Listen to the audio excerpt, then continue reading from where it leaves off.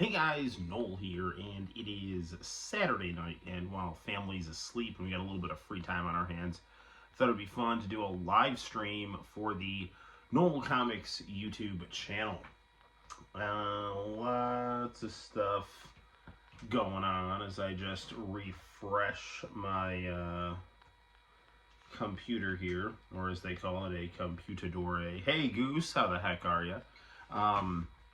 So I don't know. I have a lot to complain about in terms of politics, and I'm sure I can come up with something about professional wrestling. Wearing my Hulkamania shirt. It was I need to come barge into your class, but I still have classes every period. That's okay. You know, just do your thing. I know that you care, and that's the important thing. So, right on, right on. Hold on a second. I'm gonna try to boost up my my laptop here.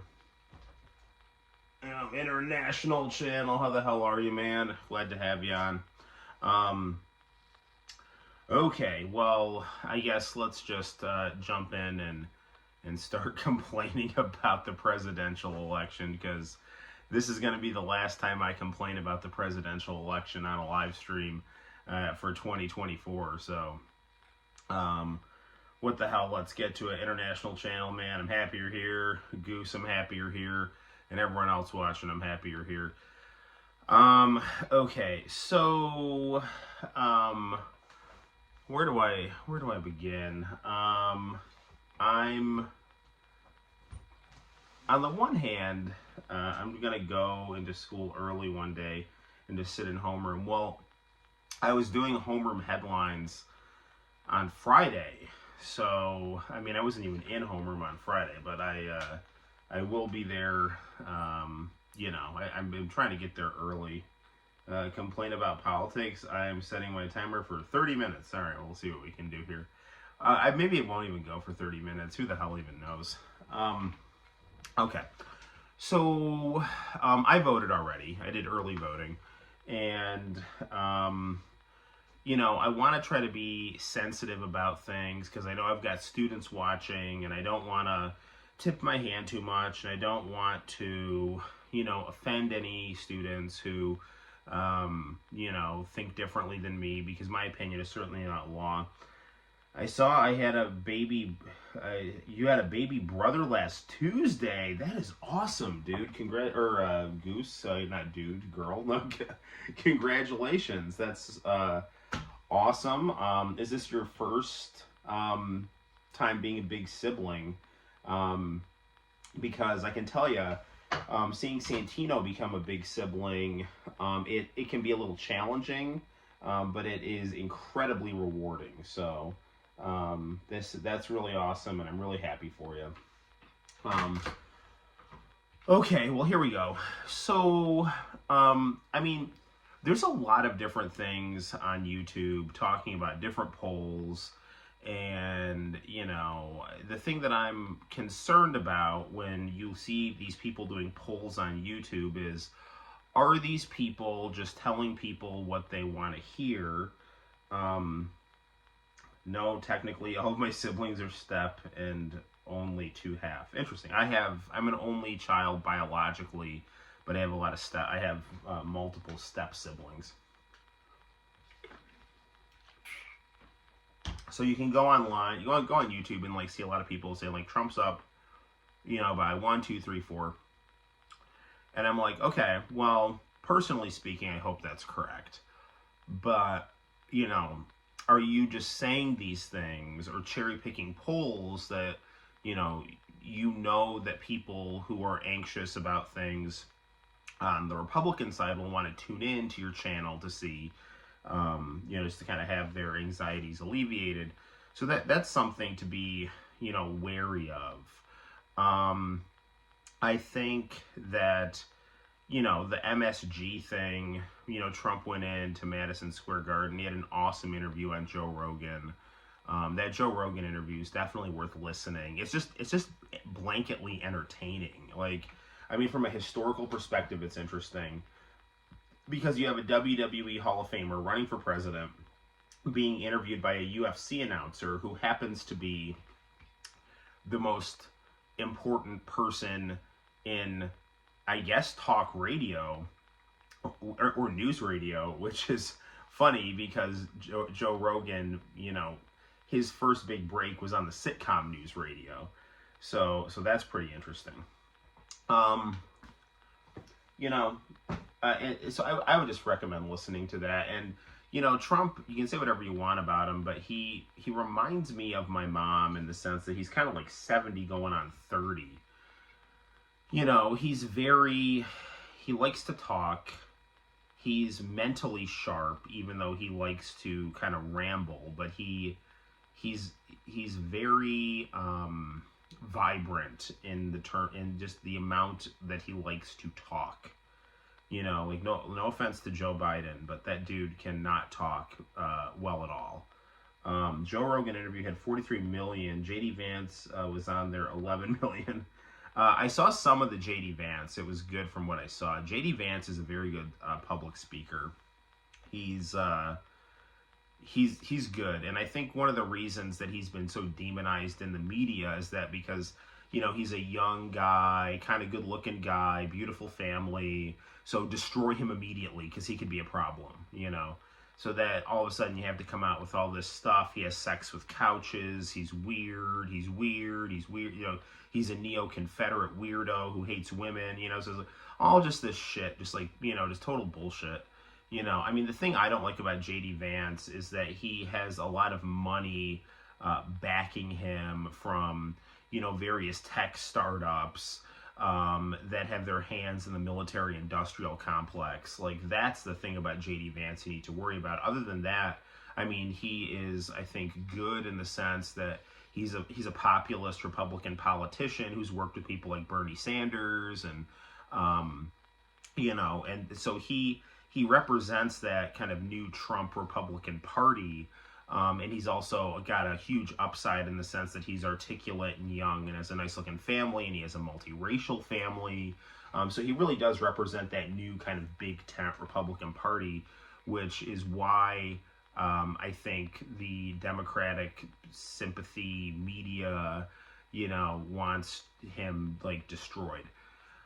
Because he's an asset for Trump, and they hate Trump. And they hate Trump because Trump is naive enough to think he's actually in charge of things. I've been watching old election coverage from like 2004, and they still have the same problem with polling data. I'm going to get into the polling data and why it makes me nervous. Hang on. So Trump's Joe Rogan interview is phenomenal. JD Vance's was really good from what I saw. I didn't see John Fetterman's, but John Fetterman seems like he's the closest thing to a dude the Democrats have, so whatever. So then they do MSG. So Trump goes in. That was not, I mean, like, so the Democrats' October surprise is not a surprise at all. It's that them hysterically screaming that Trump's a Nazi with no rhyme or reason. Apparently, and this is hearsay, Trump was heard, you know, telling one of his generals, or one of his generals said that Trump said, "Why can't you guys be more loyal to me like Hitler's generals?" Which, I don't even know if he said that or not, but let's even say that he did say that. That's not praising Hitler. That's praising that Trump would like his people that work under him to be more loyal, and he used a historical example, assuming that that quote is true. Which I don't even know if it is, because I guarantee you, if you ask Trump or any one of his supporters, they're going to say that's not true. And so now you have hearsay.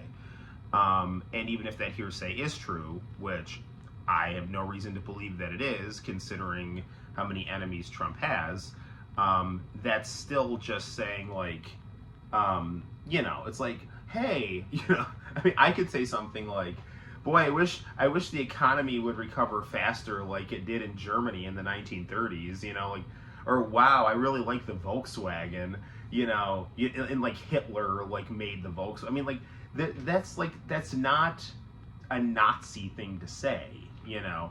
Why can't you be more why can't you be more obedient, if I'm your boss, and then using like a questionable historical example, even if that is true, which I don't know if it is. But let's see. But here's the other thing too. I'll tell you why the whole Trump is a Nazi thing doesn't wash, because he's already been in charge. Like most Nazi dictators, Donald Trump is cartoonishly pro-Israel and has a multiracial support base. Like what the hell are you talking about? Like most Nazi leaders, Donald Trump allows himself to be viciously attacked by his political enemies with no recourse. Like most vicious dictators, Donald Trump is like the victim of his own country's intelligence agencies, and massive lawfare. Like what are we doing here? So that was total bullshit. Their whole thing is just scream Nazi incoherently, and that's your October surprise.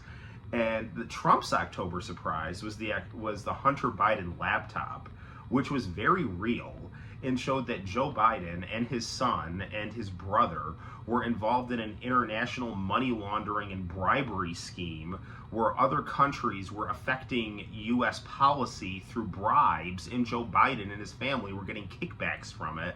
And there was a laptop full of evidence about it.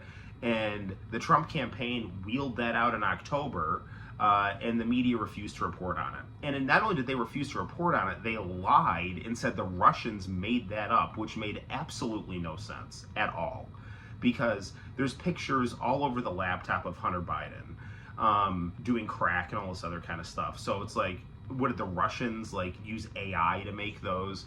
There are people on the other end of the emails corroborating the emails. So what are they all working for Putin? Like, what are we talking about here? So, and then the gall of the 60 Minutes is like, well, we can't corroborate that. It's like, no, you choose not to corroborate it because it's already been corroborated. Go talk to the people who are saying that they were the people on the other end of the emails. That's how you corroborate it. But you just don't want to do that because you don't want Trump to get elected in 2020. And that's what happened. He didn't get elected in 2020. So, but this October surprise, which is just total bullshit, Trump is a Nazi, when there's no evidence that he's already been in power and acted nothing like a Nazi at all. And the one thing that people attack Trump for in the independent side is that he's too pro-Israel. People are independent voters are upset about the genocide in Gaza, and Trump who has said he wants to end it and all this other stuff, but he's like also saying like, oh, the Democrats are too soft on Gaza, so it's like a lot of people are, and he is very much for like giving Israel weapons and things like that. So yeah, very, very not a Nazi thing to do. And under Trump, the Republican Party's kind of working class racial voter base has become way diversified too. A lot of more black voters, a lot of more Latino voters.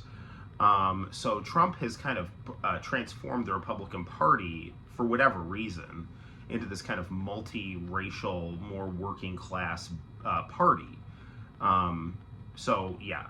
But the whole thing of like Trump is a Nazi, the media starts reporting that full-throatedly. Okay, so like that's really stupid.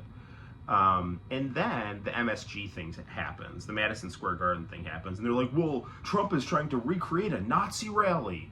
Oh yeah, by going into Madison Square Garden, where the Knicks play and WWE play, like literally, like what, the Rockettes, like everyone in MSG is a Nazi now, because like, what the hell are you talking about? Like, so this is a real thing. The media is like reporting that Trump going into MSG is trying to recreate some kind of a Nazi rally, which makes absolutely no sense.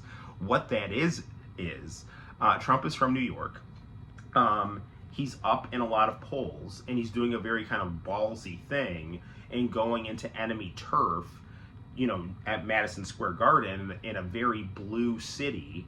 And throwing a rally there, and that's just his way of trying to show how popular he is, kind of further pull New York out of a safe area for the Democrats. I think the Democrats are going to win New York, but Trump is definitely chewing into that and just having a big party in enemy territory So that's what that was. And then, so that what the media does after that is they latch onto so here's an okay, so like other Nazis, Trump decides to have a gay comedian open up his Nazi rally because the Nazis loved gay people so much. Because again, the Republican Party has gotten a lot more diverse under Trump, and Kill Tony is a show that a lot of people from Trump's new, more macho support base like. And even though Tony Hinchcliffe is gay, he appeals to a lot of kind of like college guys and things like that who like really kind of edgy humor. Which, I mean, I don't think it's necessarily a good idea to have an insult comic open up your political rally, because these people are just looking for anything to screw you on. So this comedian makes a joke about Puerto Rico, which didn't really go over well in the audience. Hey John, how's it going? But everyone's like, oh my God, this comedian called Puerto Rico an island of floating garbage, and everyone was trying to say that it was like some horrible thing, and I was like kind of freaking out about it because I'm mad. I don't want this to like screw the election up. But then I kind of looked into it, and it was like, no, Puerto Rico actually does have like a legit garbage problem. And if you actually look into it, it's not saying that Puerto Ricans are garbage. It's saying that Puerto Rico has a landfill problem. And the comedian even came out. He's like, listen, I love Puerto Rico. I vacation in Puerto Rico. You guys are fucking idiots. And yeah, Puerto Rico has a problem being an island, not being able to recycle, and it has too much garbage. And so, if you actually are following what's going on in Puerto Rico, yeah, they have a trash problem. And so that's what that joke is talking about. But so again, it's like, don't report on the Hunter laptop, but try to turn this, roast comics joke into something to try to hurt Trump. Okay. Well, then Joe Biden, in his infinite wisdom, because he's so sharp, decides to come out and say, and he's not the first one to do this. A lot of unhinged liberal people on my Facebook were saying this before Joe Biden did, because that's where Joe Biden got the line that I'm going to give. He's like, the only garbage are the Trump voters, and it's like, I'd seen people on my Facebook saying that, like, right after that joke. And then immediately people like morons like Joe Scarborough are like, Joe Biden didn't mean to say that. I mean, it's just the media falling all over itself to try to try to help Kamala Harris. Like, this is another thing that really bothers me, is that there's no pretense of objectivity with the media here. Like it used to be when I was growing up, that the media was not objective, but at least it pretended to kind of be objective, not just work to ensure one candidate wins. Like that's insane. But that's what's been happening since definitely 2020. I think people let their egos get the best of them. That's true. Very true. So anyway, and here's the real kicker. Okay. Kamala, who's so full of joy. So her two big platforms are abortion and neoconservative imperialism. The two most beautiful, the two brightest things in American politics, dismembering children in utero and foreign wars of aggression. All right. So Liz Cheney, the princess of the neocons. I think this election will come down to New Mexico and Pennsylvania. I hope not. Trump supposedly is looking pretty good in Pennsylvania, so that could be good. Kamala's probably going to get New Mexico. So anyway, Princess of the Neocons, Liz Cheney, is out there just hysterically screaming about how much she loves war, because she does. Her father is a war criminal. Yes, Nolan's political rants, the usual Saturday, now Sunday stream. There you go. So Liz Cheney's, daughter of Dick Cheney, the guy who illegally invaded Iraq and tortured people and lied, saying there were weapons of mass destruction in Iraq. And, Liz Cheney full-throatedly supports her father in all things. So she is, joined at the hip with Kamala Harris here. So Donald Trump goes on Tucker Carlson and says something that every leftist has always said against the neocons, including the editor of The Nation. I remember watching, I don't know if it was Fox News Sunday or what, back in I think it was probably 2005. Katrina Vanderhoovel. It was Stephen F. Cohen's wife. the widow of Stephen F. Cohen. She looked Bill Kristol, this like the intellectual of the neocons, right in the eye, and said, "Hey, you like war so much? Why don't you go over there and fight the war, motherfucker?" You know, like she didn't say motherfucker, but like, why don't you go over there and fight? You like war so much, just suit up, big boy. You know. So Trump says the same thing about Liz Cheney to Tucker Carlson. He's like, you know, these neocon idiots. They love war so much. Why don't they go over there? See how much they like war when they got guns pointed at them. So you know what the media does in its infinite wisdom? Donald Trump, being a dictator that he is, has threatened political violence against Liz Cheney by saying he wants guns pointed at her firing. Like, I mean, I'm not making this up. This is actually happening right now. And the thing is like, stupid people who are usually like older and will believe cable news because they're used to like the TV news being like Walter Cronkite or some shit like that, will hear that and think like, oh my God, Trump is a dictator saying he wants political violence against Liz Cheney. This is insane. This is total insanity. I have used that line against people arguing for neoconservative imperialism because I'm a guy. I'm 41 now, so I mean, I'm drifting into the safe range. But like, if a war breaks out and there's a draft, guess who's going to fight? Me. You know, I don't want to go fight in a foreign war, okay? A lot of you guys are of fighting age in the chat here. I'm guessing you don't want to go die in some war so we can go get oil, you know, or try to like bleed some other country of their natural resources. So yeah, Liz Cheney, if you think war is so great, why don't you grab a bazooka and suit up, Buttercup, you know, and see how much you like it. Oh, what, you don't want to? Because you realize that your human life has value and the lives of the people who are dying don't have value to you, right? Like every other fucking neocon, you know, ghoul who thinks that, you know, we have to go do your project of the new American century. Everyone talks about Project 2025, which is total bullshit. But you know what's very real? The project for the new American century, which was this document that Dick Cheney and Bill Kristol and all these other neocon idiots, you know, got going in the late 90s that said, and go freaking look it up. I did a whole report on it. That, you know, the United States, after the Soviet Union fell, has an obligation to go knock off any country that's not our vassal state right now.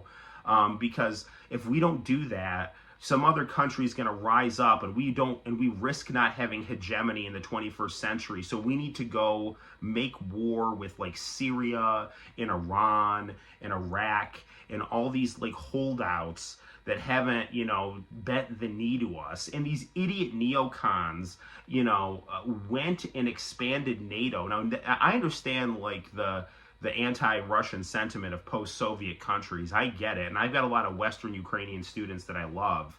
But expanding NATO up to Russia's border totally destabilized the region. That's on, you know, everyone from Bill Clinton to George W. Bush, including Dick Cheney and Liz Cheney. And these fucking idiots, you know, are making the world a much less safe place for people like you and me and my kids. So yeah, if you think war is so great, you go fight your own damn wars, you know. And so Donald Trump was 1,000,000% correct to go tell Liz Cheney to go fight her own wars rather than, you know, drag us into them. And the media's response to that is Donald Trump is threatening political violence on Liz Cheney. And these idiots on Facebook who just hate Donald Trump so much are just running with that because anything to go, you know, suit their own bias.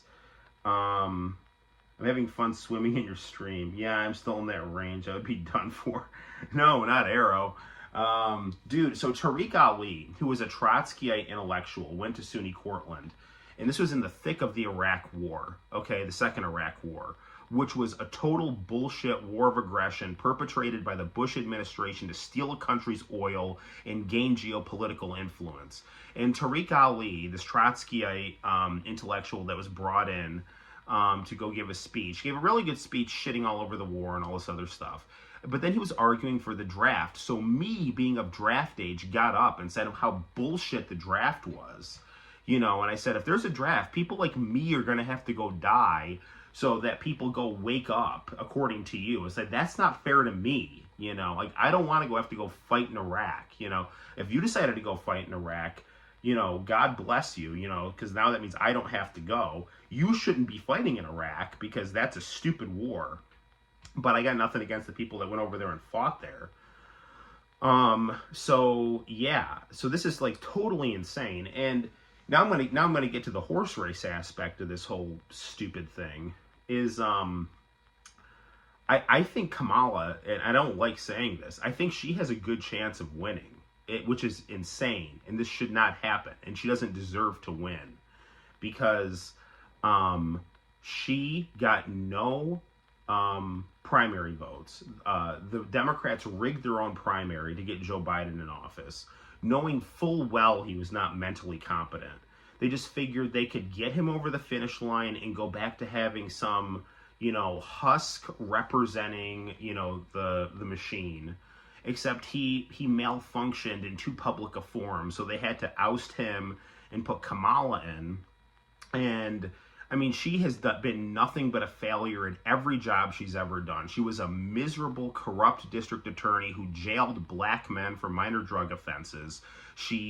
Her as a district attorney, her office had like false positives for drug tests. She tried to block a guy in death row, block his evidence, so she could keep her prosecution even though he was innocent. She went and destroyed the guy who did that expose on Planned Parenthood, you know, showing how people were doing abortions for profit motive.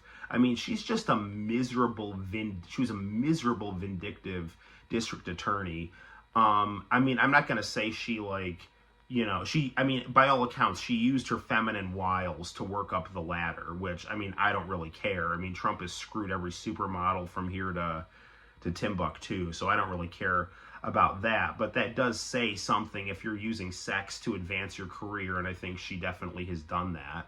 And then once she finally gets into the vice presidential position, she's been nothing but a disaster. She said she agrees with everything Joe Biden has done, which has not gone well at all. And then the big thing she was in charge of was the border, and that was a total disaster. So why am I voting for this person, other than the fact that she's a woman of color? But, I mean, then put Tulsi Gabbard on the ticket. There's a million more, like, I voted for Jill Stein. I voted for women. I support, you know, voting for qualified, capable women. I mean, there were plenty of liberal women who were unwilling to vote for Sarah Palin because they thought she was an unqualified idiot. But for Kamala, it's fine, you know. So she doesn't deserve to win. But I'm going to tell you why she might win. And what's concerning me is that I think that there is a very real possibility that there is enough people who hate Trump more than think like they know the country's going in the wrong direction, but they just don't care. They just hate him that much. I mean, I know people that wish the bullet didn't miss, you know. You know, and the thing is, and a lot of the people that hate Trump are like liberal, suburban, like kind of yuppie-ish soccer moms, and they're in the rural parts of the United States, and Trump relies on the rural vote. So if that chews into enough of the rural vote, if the yuppie soccer moms and their husbands that just decide to vote with their wives because that's just not a battle that they want to pick, you know, that is a thing, you know. Lifelong Republican, and I could have voted. I would have voted for Tulsi Gabbard against Trump. If Tulsi Gabbard was the Democratic nominee, I would have voted against Trump for Tulsi Gabbard. I like Tulsi Gabbard. She wasn't afraid to call bullshit on Syria. You know, she is someone who can reach across both ends of the aisle, and Trump can too. It's just that Tulsi Gabbard is more intellectually capable than Donald Trump. So yeah, she was a woman of color. She had everything. She was a legit she was a legit badass. She wasn't some chicken shit DA bullying little people. You know, she was actually in war, if you're into that kind of thing, right? And what did they do? She wouldn't play ball by just backing any war the Democrats wanted, so kill her, you know, like, not, no, God forbid, I don't mean that. I mean, like, kill her political career. That was the Democrats' attitude. I'm not in any way, shape, or form advocating any kind of violence against anyone. Certainly not Tulsi Gabbard, who I hope ends up, if Trump wins, and I hope he does personally, I would like there to be, if J.D. Vance runs, I want Tulsi Gabbard to be his vice president, or I'd rather just J.D. Vance not even run and have Tulsi Gabbard be the nominee.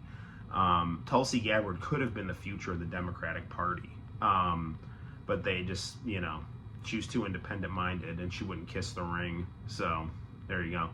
But yeah, I'm afraid that there's too many men that are just going to vote with their wives, because sometimes men, for as much as people like talk about like male privilege and things like that, I think sometimes men think that they're not as smart as their wives, or they want to please their wives, and if these like suburban soccer moms who love abortion, or they like abortion, or they were or they don't like Trump's, like, this is the thing about, and I swear to God, I'm not trying to sound like sexist or anything like that, but like, women tend to make really bad choices dating men sometimes. And it's very possible that they see some of those like toxic traits in their former partners in Trump, or they'll like read things like 50 Shades of Grey, where some aggressive capitalist alpha male is like screwing them, and it's some like sex fantasy. But the thing is that the guy in that book is handsome. John Hamm in Mad Men is handsome. When that guy is a chubby 78-year-old with a lot of bronzer on his face, a spray tan, and a bad hair transplant, it like lays bare, it kind of like rips the facade off of the people who once kind of, had them. And that is kind of a turnoff, I think, for some women. Plus, Donald Trump, this is one thing about Donald Trump that I'll say is not good, is that his WWE rhetoric can be entertaining, but it's not good at de-escalating and calming people. Like, as a teacher, as a person in a position of authority, I have to calm people down. He as a leader doesn't really do that. I think he's trying to do it more now, especially since the Democrats have been saying, Mark Cuban even was saying that, like, women who support Trump are stupid, so Trump is really trying to capitalize on that, saying, like, listen, he's doing funny things like driving around in garbage trucks, because like the Democrats are calling his voters garbage and things like that. But the thing that I'm concerned about is I'm afraid that servile men or men who think of themselves as kind of like liberal and cultured and secular, who maybe they don't like Trump anyway, but they're more likely to vote with their wives who don't like Trump in these suburban areas, and that's going to be enough to cut into the rural vote, and that'll be game over for Trump, because Trump is not going to win the big cities, and he's always relied on the rural areas. So if these like soccer moms who like abortion, which is a sick thing to turn out and vote for, if they turn out, Trump's gonna lose. And I'm not saying I want that to happen, but I'm afraid it's gonna happen. So it shouldn't happen. He deserves to win. I'm not saying it'll be all rainbows and sunshine if he does, but I'm not optimistic going in. So I don't know. It is what it is. I'm always prepared for whatever. So in terms of, I never assume that any of my, not that I even like, it's not even that I'm like a huge Trump person. It's just that like, I always just assume that the person I'm rooting for is going to lose. And that's what happens being a Vikings and Mets fan. So I don't know. But I get it. There's my rant right there. If Trump does win, it will be because he's showed leadership skills throughout this campaign. Taking that bullet and popping up. Does your wife? My wife does not vote the same as me. And that's what I say, is that like, I don't care how my wife votes. I respect how she votes. I don't agree with how she votes. I don't agree with how my mom votes. But we can agree to disagree I have my reasons. I've explained my reasons with how I vote. I think anyone who if you're a man and you're bullying your wife because of the way that they vote, you're a fucking idiot, and you need to stop that immediately. And if you're a wife who is nagging and insulting and berating your husband for the way that they vote, you're a fucking idiot. You need to stop doing what you're doing. Donald Trump said if he would date his daughter if it wasn't her daughter. I mean, that's like something that it sounds weird, but I think that's just him saying like his daughter is beautiful, and yeah, I mean, yeah. Lots of first-time voters at early voting looking to vote Trump from my conversations. That's good. That's good. I'd be interested to see if seeing people nationwide though. We can't agree to disagree if only everyone felt that way. You know what? Do you want to know what taught me how to be like that? Evangelical Christian high school. You know, and this is another thing that pisses me off, is that evangelical Christians get such a bad rap as being like bigots and stupid and all this other stuff. And I was a liberal Catholic who went to a Baptist high school, and those people loved me like family. And, you know, it made me who I am today. And it's like they didn't care, you know, who I was or, you know, how, like they wanted me to be saved. You know, they wanted me to love Jesus and, you know, have him as my personal savior, which he is. And I understood more of what that meant once I went there. But, you know, they treated me like family and loved me like family, and I loved them back like family. And they didn't want me to be different. They just wanted me to be the most Christ-like version of who I was, you know. And those people are, you know, what informs, you know, me in terms of how I treat other people. So, and, you know, Nick in the chat is someone from that church. So, you know, yeah, I love those guys. So, getting a little misty-eyed here. So, talking about my Baptist buddies. So, I don't want to have to, like, cry on stream here. So, anyway, I get kind of fired up, I guess. So, anyway, I don't know. But, some of the polls look good for Trump. But I'm worried because if that rural vote gets chewed into, it's not good. So, but, you know, again, Trump has made inroads with, like, black voters who live in big cities, and he's big with the Latino vote because, you know, for as much as Trump doesn't like, it's all right, we understand. As much as Trump screams about illegal, like, Latin gangs and things like that, you know, legal. No, I mean, I got nothing against the legal immigrants either. Like, I mean, like, I as far as that whole thing is, like, I'm like, don't ask, don't tell, you know. But if you're here illegally and you get deported, I mean, what do you want from me, man, you know? And if you're here illegally and you're involved in, like, dealing drugs and stuff like that, then you really should go, you know. Because, I mean, I know people who have gotten fucked up from fentanyl. Not know them, but, like, I mean, like, I have friends who have had family die from that kind of stuff, so. But, yeah, but people who are, like, other Latin Americans, I mean, like, Catholics are much more, like, you know, like, Latino people or Italians, you know, they're much more, like, macho conservative. And one thing that Obama said that kind of pissed me off, because Kamala is so freaking like bad on the campaign trail that they have to bring Obama out. He's like, Obama's like, they're like trying to like emasculate black men, right? He's like, you got to do what I tell you to do, you know, buddy. You're a sexist and you're stupid, you know. But he's like, oh yeah, Trump with his fake macho. It's like, no, he's real macho. Like, I mean. Yeah, like the putting too much bronzer on your face is silly, but I mean, getting shot in the head and then like popping up and pumping your fist through the air while an American flag waves in the background, telling your supporters that you're okay and to keep fighting on. That's not fake macho. That's about as real as it gets. And no one, and like that was his instinct, you know. So, yeah, that's, I mean, you can say whatever you want about Donald Trump, but he's a man, you know. Maybe sometimes he's too much of a man, but, you know. You're a really fun guy, Noel. Hey, Yes is on here. All right, welcome from overseas, Yes. So, but yeah, I mean, if you're voting Democrat, that's fine with me. I don't care, you know.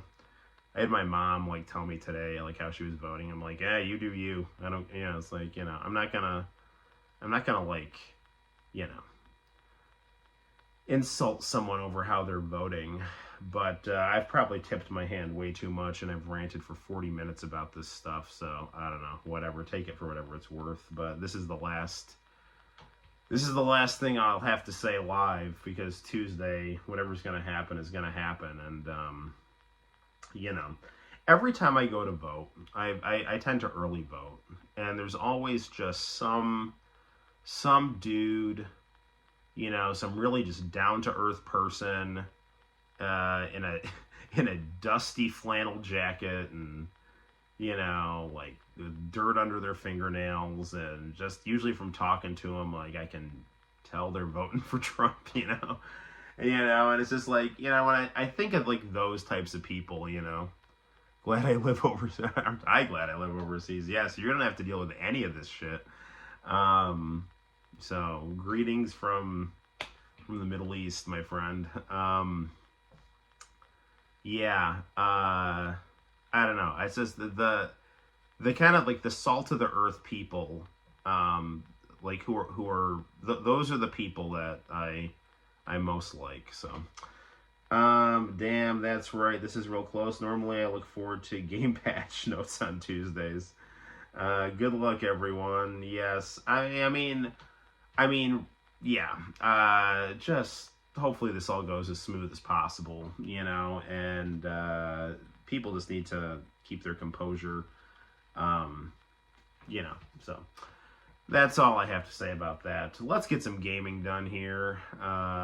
As far as the world of sports, the Yankees choked in the World Series. Normally, I think that would be awesome as a Mets fan, but as a Mets fan, the Yankees were playing the people who beat the Mets, so I was rooting for the Yankees, and of course, because I rooted for the Yankees, they lost. So I'm sorry, Nick. I screwed the Yankees up. So I always pick the losers. Although that's not necessarily true. I grew up a Dallas Cowboys fan in the 90s, and and a Chicago Bulls fan, so those teams beat the shit out of everyone, you know. And I rooted for the Boston Red Sox in 2004, and that was a very improbable Cinderella story. So, but yeah, you know, if you're for the Democrats or whoever, you know, or Kamala or whatever, like, I get it, you know. Trump rubs people the wrong way, and there might be issues you disagree with him on, or the Republicans on, and that's totally understandable. I don't agree with you, but I understand why you're doing what you're doing. So anywho, what do we want to play tonight? I'm thinking some Virtua Fighter 3 on the Dreamcast. Let's do some of that. Okay, here we go. I still don't have a good stand for my phone, so we're literally dealing with this. A stack of manga getting leaned up against a like a Ms. Pac-Man, a little mini Ms. Pac-Man. So there we go.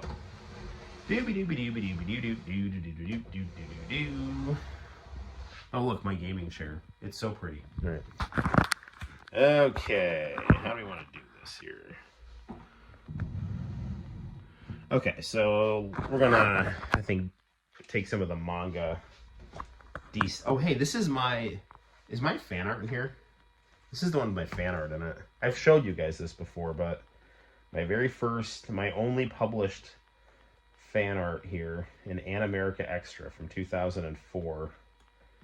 Revolutionary Girl Utena. Banana Fish. This is Gakt's favorite manga. We could do like a read-along, like a manga read-along here. You have a gaming chair now? Yes. Fun fact, I bought it from a student who lives next door to me. A student who lives next door to me is moving, So I just went. They were having like a moving garage sale, and I was like talking to his mom. I'm like, "Hey, you got anything for like a game room?" And she's like, "Well, we got a gaming chair." And I was like, "Really?" You know. She's like, "How much are you willing to pay for it?" I'm like, $40. And she's like, "Sold." You know. I probably should have gone lower, but I like them. They're good neighbors, so I'm happy to give them $40. I'm trying to find where my fan art is in this magazine here. I'm trying to do this one-handed. I've showed you guys before. Here it is. There it is, Kyo Koizumi. Yep, so I made that in like, this is like '04, so Miyaka and Tamahome Miyaka Love Explosion by Kyo Koizumi. So it's so cool to have a teacher like you. Yeah, I don't know. I've been lucky enough to get compliments from students. You know, I've definitely had students that like don't like me, but it seems like more do than don't. So that's nice. So a lot of my students are like in the chat, so or like they'll like watch while I stream and stuff like that. So, you know, that's cool. And I try to, if you ever watch Boy Meets World, I try to base myself on Mr. Turner. How old was I when I did that fan art? 19? No. Was that '03 or '04? I was like 19 or 20, I think. I don't remember if that magazine was '03 or '04. I would have been like 19 or 20. I know it's like it's not that good, but you know, I guess it's good enough to get in the fan art section of a defunct manga magazine. So, all right, there we go. That's gonna be just about right.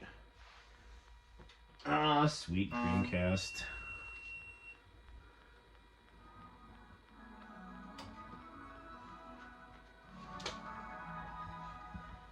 Okay.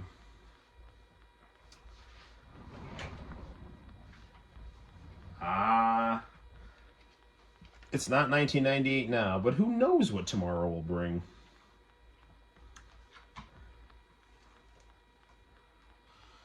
Not far. Yeah, I was about Arrow's age.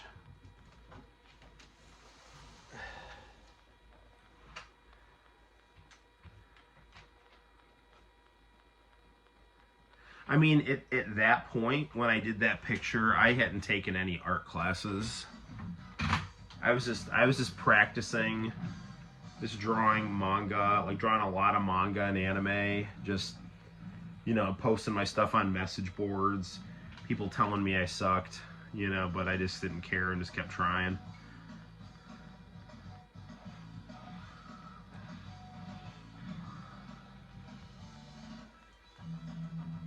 This is Virtua Fighter 3 tournament battle. You're also 21. Nice.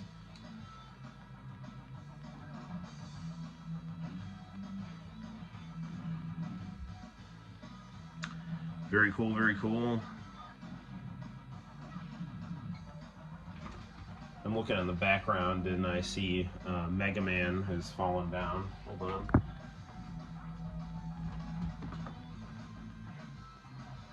There we go.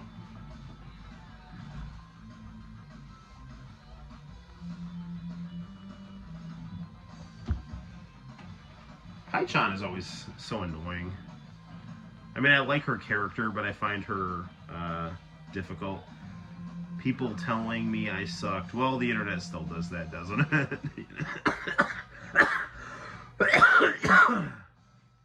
There was a really funny Family Guy where Peter was like, hey, let's see what the internet is saying. It's like, aw. Actually, I prefer that art style that you drew compared to what modern anime looks like nowadays. What? There we go.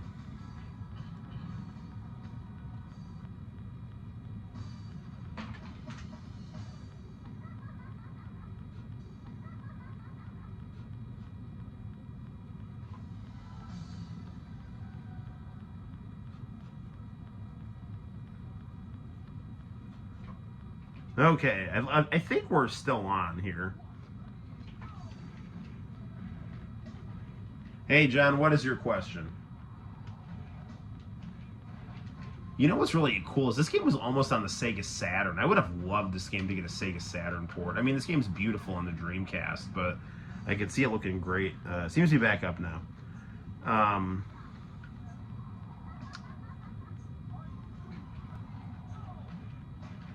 like how Wolf is like the ultimate warrior dressed up like a cowboy.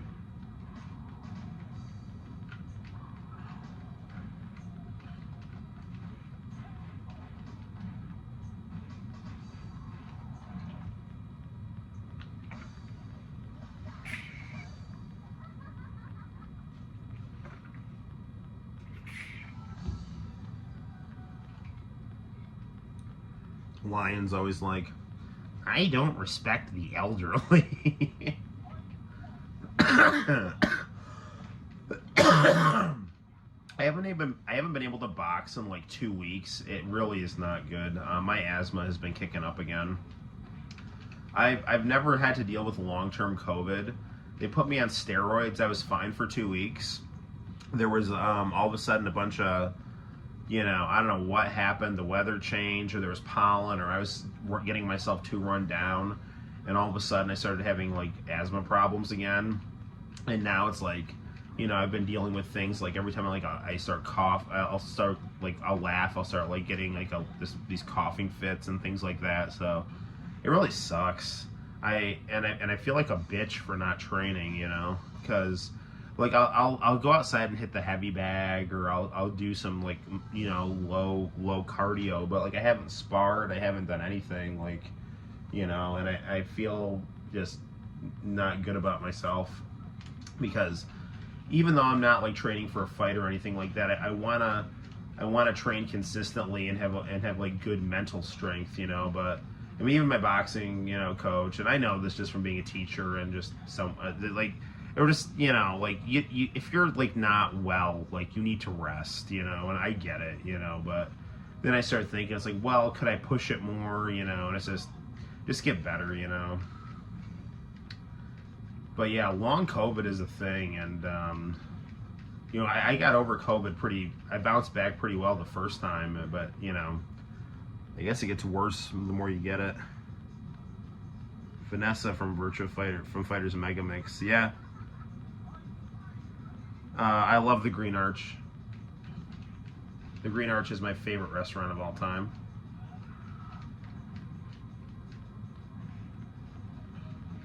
Sorry, I was like looking at the chat and freaking Laos. No, yes, got him.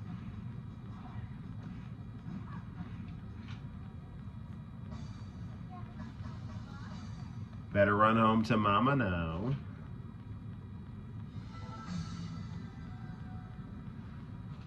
Alright, let's see if Kage's wearing his club outfit here. He is. Kage's going clubbing. Oh no, his mask fell off. Like all ninjas, Kage looks like he's going to be in a Hype Williams video.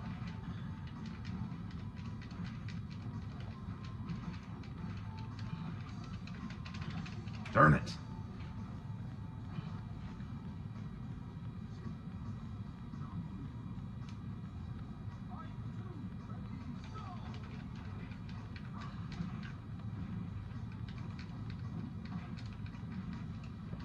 I think he's like just wearing his civilian clothes so Dural recognizes him. I think Dural is like his mother. There we go. His signature kick. Kind of get how you feel. For me, it's more lamer excuses than getting sick. It's just that, like, I mean, I can function. It's just that sometimes, like, I'm coughing so much, I get exhausted from coughing. Like, I lift weights every weekday because there's a weight room at the school I work at, and I go there for lunch. I just like listen to YouTube videos and lift weights, and I'll just do that for about like 30 to 20 minutes. Damn it.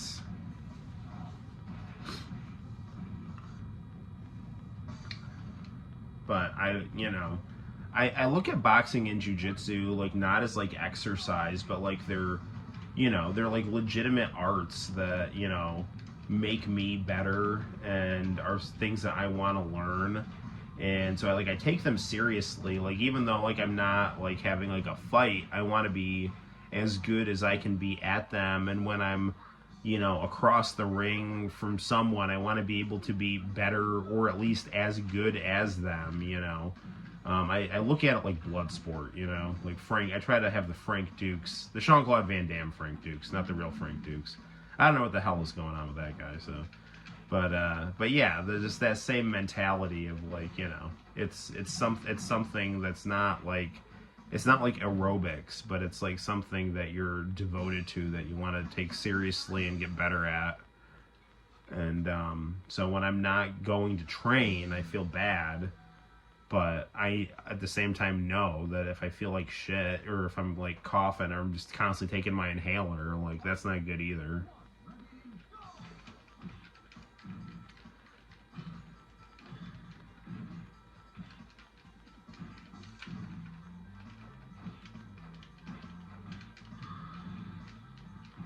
This old guy is kind of adorable. Come on, I was trying to do my backflip there. There, we got him.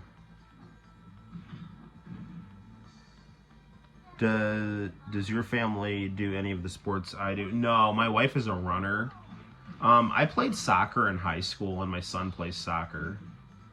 My mom is 78. No, she's not 78. She's 76. My stepdad just turned 78. Or did he turn 77? No, he's 70. Is he 77 or 78? I don't know. But they're older, but they're very active. But it's more just like they're they just like live their lives like they always have. They've never been really like into sports. I was not into sports until I got into boxing and jiu-jitsu. I loved playing soccer in high school though, but I was very like not athletic until like 2019. I started no, that's not right. 2018. I think I started 2018 or 2019. I started boxing, and I fell in love with it. And then from boxing, I got into jiu-jitsu because they also had jiu-jitsu at the gym, and so I started doing that, and I found out that I really liked jiu-jitsu too. And I would just do whatever. If they were doing boxing that day, or doing jiu-jitsu that day, or doing both, I'd do it. Yeah, same with you in wrestling. Yeah, that's awesome. I find I like jiu-jitsu better than wrestling, because I can just lay on my back doing jiu-jitsu, you know? Wrestlers can't lay on their back. I like being able to just lay on my back and chill, you know? I mean, and the thing with jiu-jitsu is, like, you learn how to be calm in crisis. Because if some, like, 250-pound guy is, like, you know, smothering you, like, your instinct normally would be to panic. But, like, with jiu-jitsu, you learn how to stay calm, you know? Like, all right, this guy's on top of me. I gotta make sure I got an air pocket to breathe. Feel for his, like, center of gravity. Feel for his base. See if he makes a mistake. If he makes a mistake, sweep him, you know, shift into side control, you know, work for a submission. You know, it's like you start thinking in those terms of, like, making a crisis situation something constructive, you know? Like, so it's very helpful for your thinking. Yeah, this is one thing about, like, combat sports that I like too. It's very analytical. I mean, it's a tough man's game, but it's also a thinking man's game. You know, so a lot of people that are, like, quote unquote uneducated are actually very educated when it comes to knowing how to fight, you know.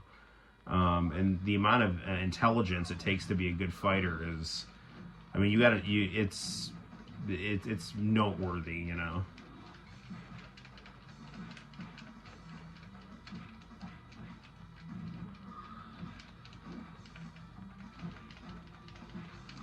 There we go.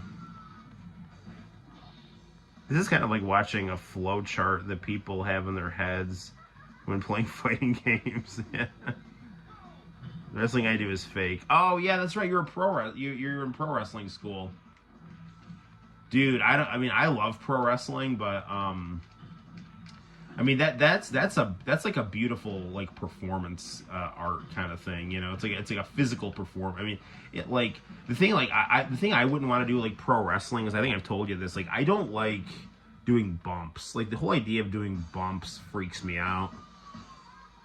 Like, I mean, when I'm doing jujitsu, like, you know, it's like, okay, I get, you know, maybe once in a while I'll get like taken down and I'll fall kind of hard, and it's like, you know, kind of like just learn how to take the fall or whatever. But like the idea of me, like, I'm going to purposely throw myself into the ground, like that. I mean, I just to kind of like overcome my my flinch reflex for that is, you know, I don't know. That seems like it seems hard.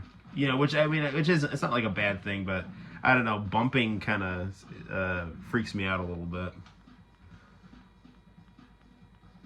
But professional wrestling is so cool. I think it's just like one of the coolest forms of athletic performance, because you're also telling a story too when you're doing it. You know.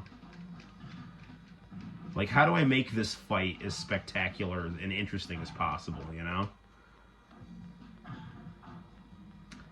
And I love how, like, every person is a character.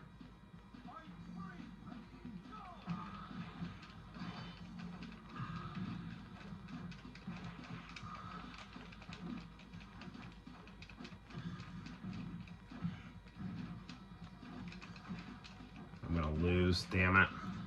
A lot of people feel the same way with whips, too. What, like hitting the ropes?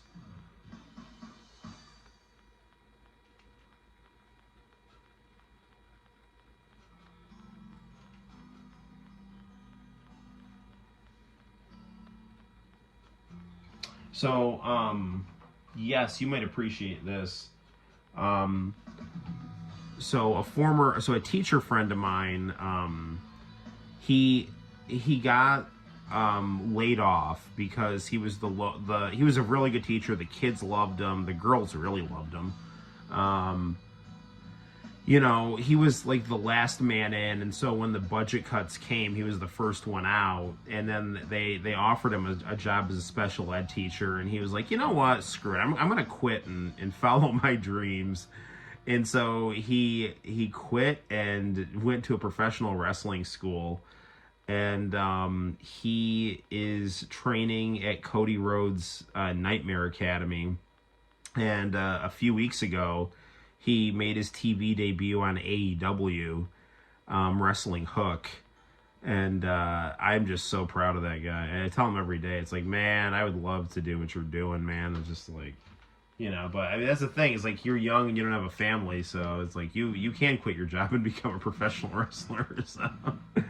But yeah, he's JD Inc. is his name, so look him up and give him a like online. He's got a real interesting look. He's from the neck down, he's covered in tattoos, but he wears a lot of like, he's got kind of that Long Island. He's like, I guess, I don't know. It's like he's kind of got like a Zack Ryder vibe if he, I don't know, was covered from tattoos, the neck down, and a little more soft-spoken, I guess. I don't know. Oh, hitting the corners. Hitting the corners, I don't think that would bother me as much. I think the idea of having my, like, falling with my, like, me purposely throwing myself into the floor back first, that, to me, I'd really have to overcome that or really learn how to do that. That sounds extremely unappealing to me. I'd much rather get punched in the face. I'm serious. I'd rather get punched in the face than throw myself back first into a hard floor. So basically, he was like Bryan Danielson, and you were like Nigel McGuinness. Yes, exactly. Except we're friends, and we don't have any like heat or anything. I mean, I'm sure in real life Danielson and McGuinness are friends. So. J period D period Inc. So J period D period Inc. INK.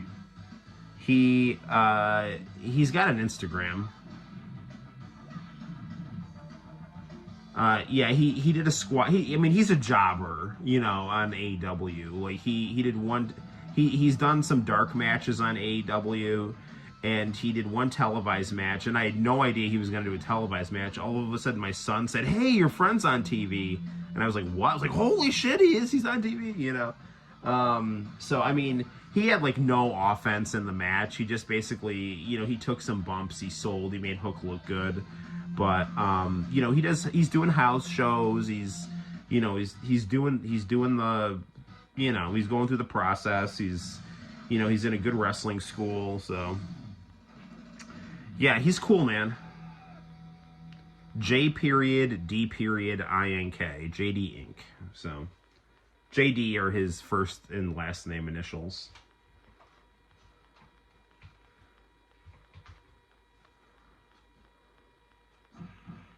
His tagline is "Don't blink on the ink."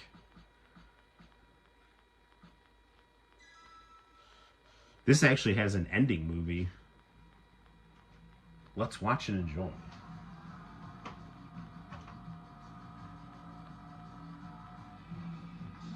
I would like to see you go in AEW and cut a promo on him. That would make a good story. Oh, that'd be awesome. He told me he would love to, you know, just work at AEW full time. It's funny too because when we were teachers together, he was always like a closet pro wrestling fan, and I was always like out and proud, you know. And I remember it was funny, like he would say like, "Don't tell people I'm a pro wrestling fan; they're gonna think I'm weird," you know. And now he's out there like just, you know, in his underwear on national television. So, you know. Oh yeah, no, I'd love to if I could ever if I could work with him sometime, like in the ring, or, you know, I mean, I don't know how to I mean, I can box and I can roll, but I don't know how to. And I mean, and I'm still learning those things. I'm by no means an expert. I mean, you know, I have, you know, I like if I'm alone at the gym and someone needs some help, I can help them. Or I mean, I've taught classes, but it's all like very basic stuff that I know. I'm in no way like, you know, it's just like, oh, I'm the highest ranking person here. I can teach what I know. It's not like I'm, you know, some like certified coach or anything like that. But that'd just be for boxing and jiu-jitsu. Like I don't know anything about pro wrestling. That's a whole different animal, you know.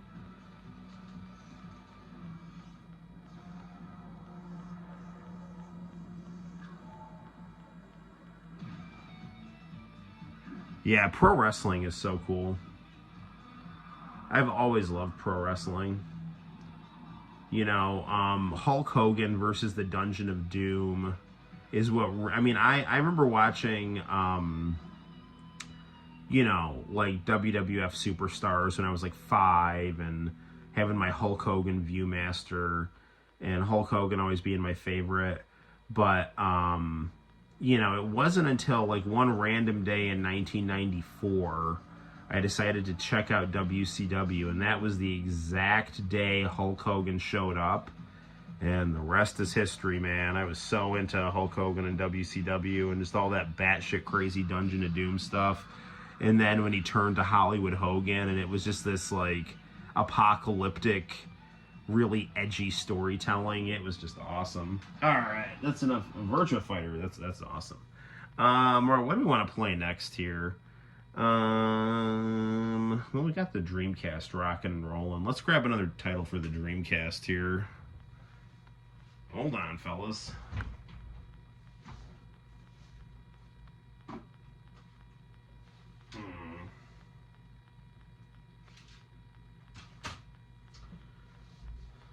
Let's go with some JoJo's Bizarre Adventure.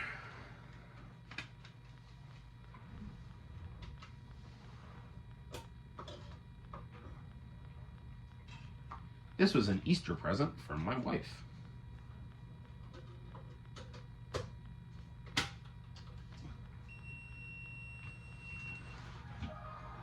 Look at this beautiful art by Rocky. His, I mean, I still love his artwork, but I really like his, I think he really, like, his 90s stuff is, like, peak his newer stuff now, it's good, but I feel like I like the way he drew faces better in the 90s.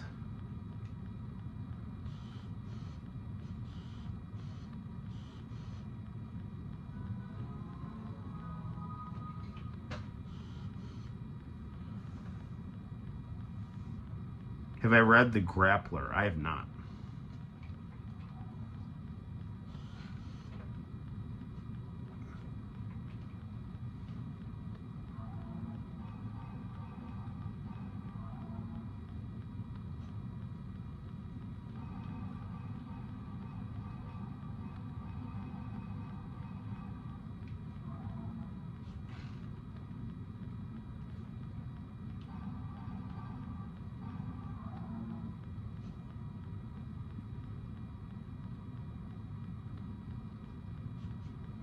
Jotaro and Joseph. Jotaro and Old Joseph are my favorite JoJos.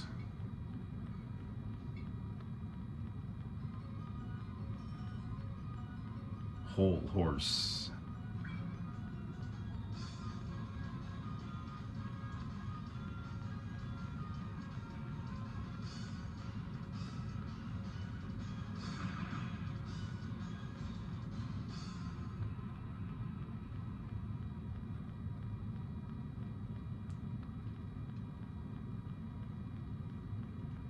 Star Platinum.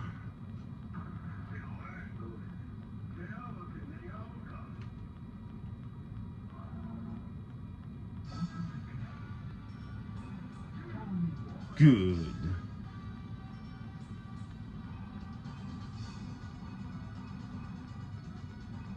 Pet Shop. I'm gonna be Old Joseph.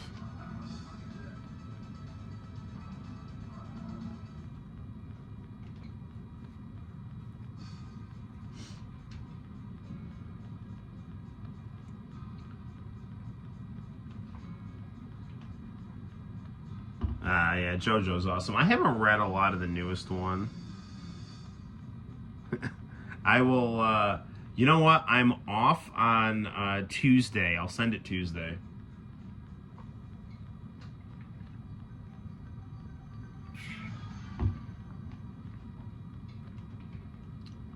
I'll see if I can throw something else in there.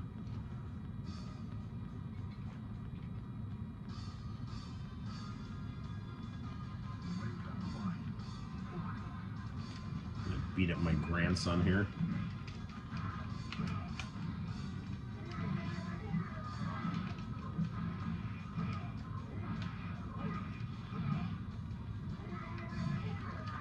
I'm at purple. I don't know if I've ever really played as Joseph before. I think young Joseph is is a hidden character on this, actually. I think they call him JoJo.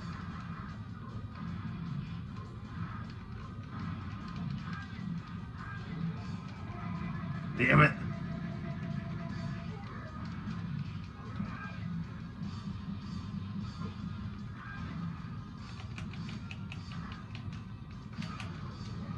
Ah, damn it. Maybe this is a bad idea, being Old Joseph.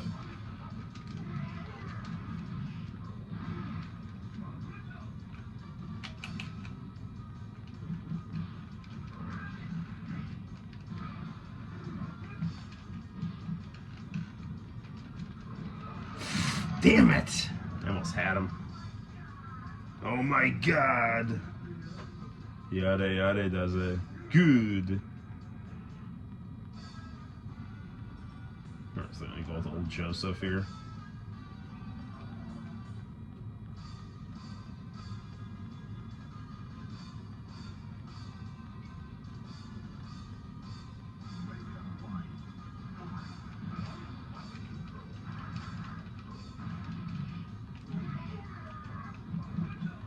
I wish so much that they had put Giorno in Stone Ocean. Because they always usually put the older JoJo in the new series, you know, and especially since that had Dio's other kids in it, that would have made a lot of sense.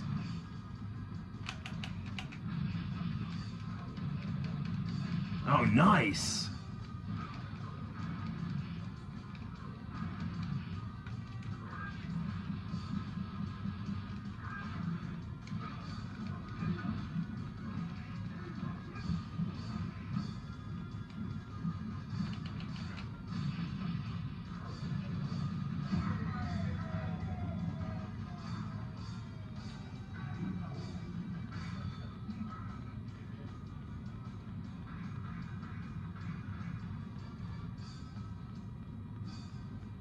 Yes, returning characters are awesome.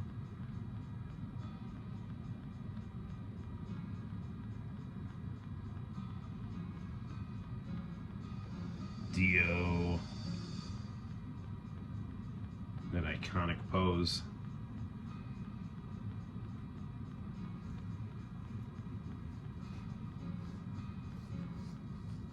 I live in Ronnie Dio's hometown, so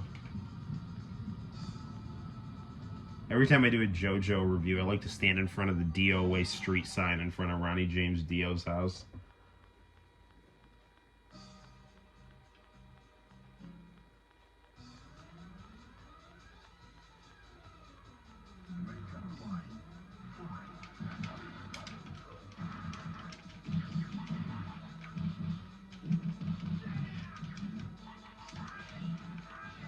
He's got kind of like he plays a little bit like Scorpion with that, with Hermit Purple acting kind of like a harpoon.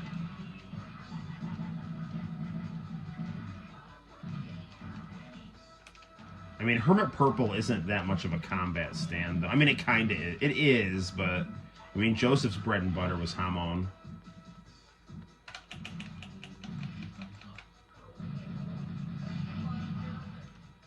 I love how it has like all the clips from Battle Tendency when he does his super move.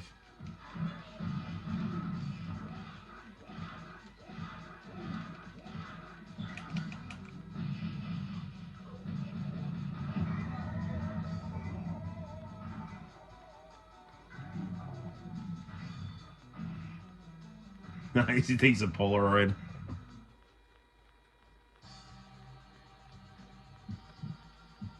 Kinnikuman aging so badly was so great.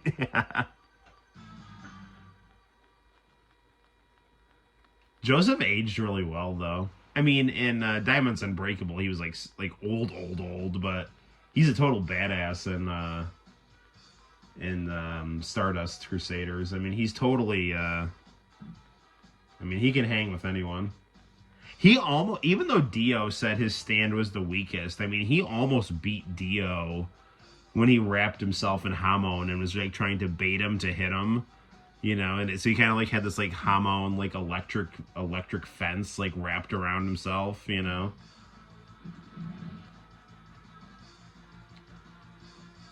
It was kind of like when Polnareff almost beat Diavolo by counting the blood drops, you know, when he would like re-enter, or like when he would like reset the time.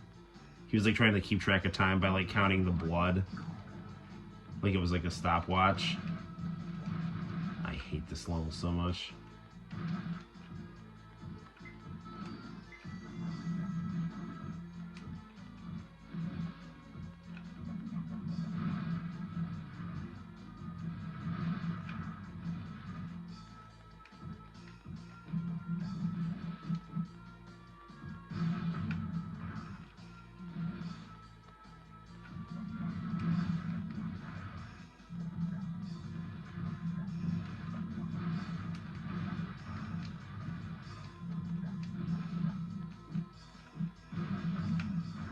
So close.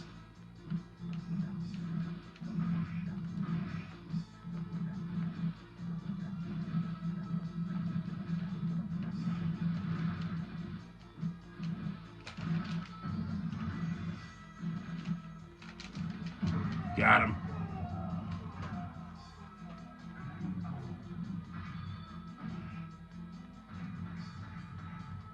JoJo, man, yeah.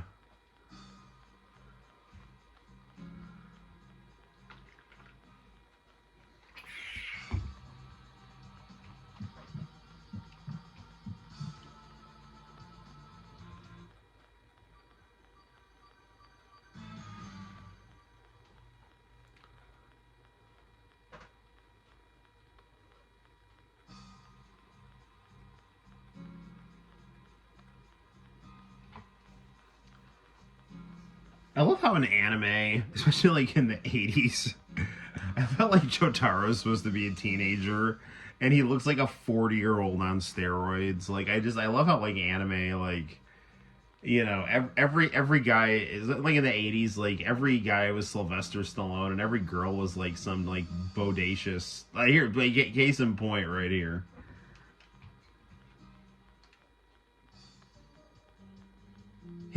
I love the Midler design in this game.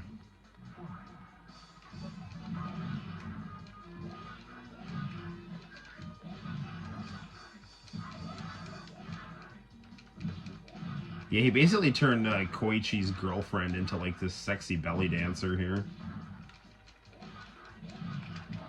Hermit Purple.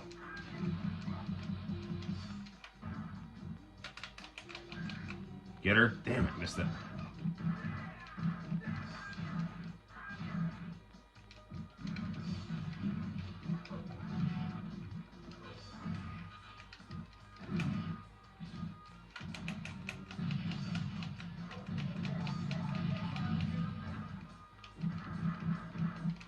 Man, she's got a lot of life.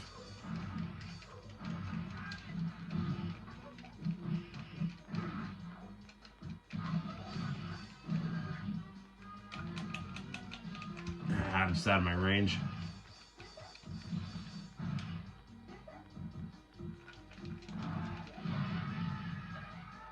Got her. Yeah, delinquent mangas were like that. Yeah, I love that.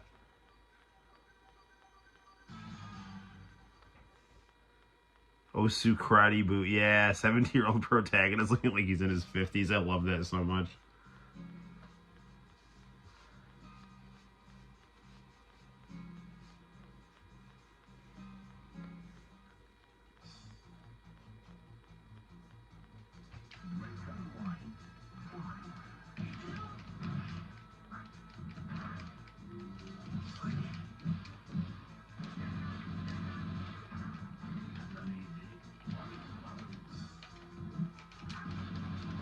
Ah, shit.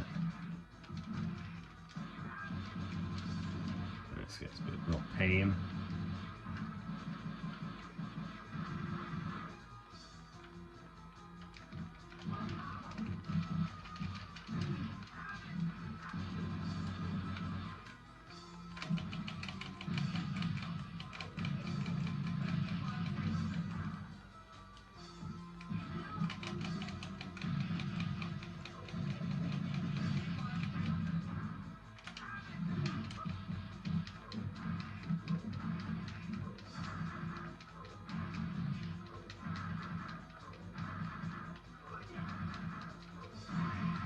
There we go.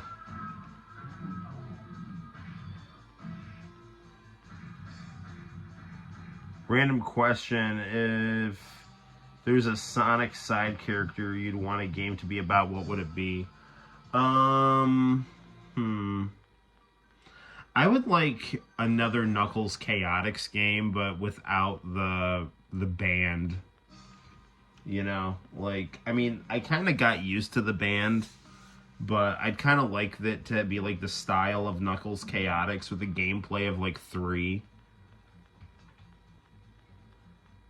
And have Sonic and Tails in it too, which was originally the plan.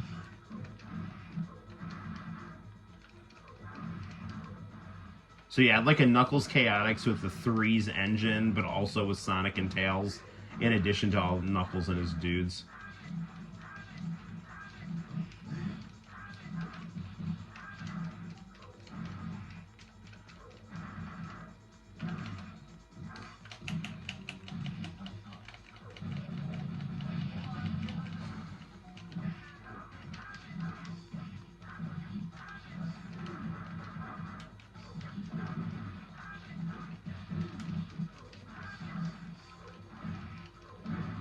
Damn.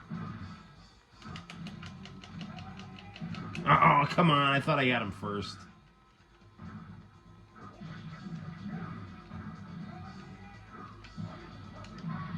Ah, he got me.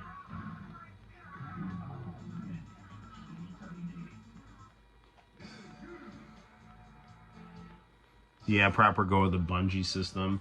I mean, like, kind of once you got the hang of it, it was really interesting, but it was just not user friendly, and I still never totally got it. I mean, I feel like I got like 85% of it. You know, actually talking about it kind of makes me want to play it now. But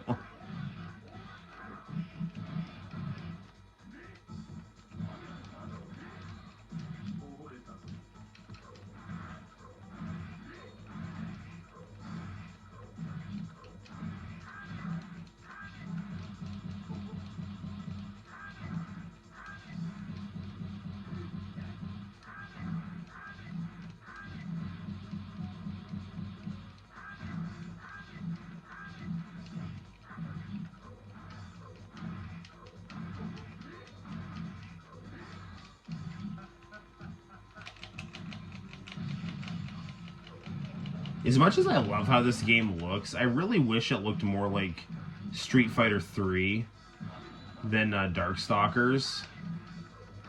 I mean, I love the. Don't get me wrong, I love the Darkstalkers look. I love everything about this game, but can you imagine? Like, I mean, because like Street Fighter 3 is like, I felt like the character designs were very heavily influenced by JoJo's Bizarre Adventure, and they were much bigger and more detailed. You know. Love a separate Fang game. Yeah, that'd be cool.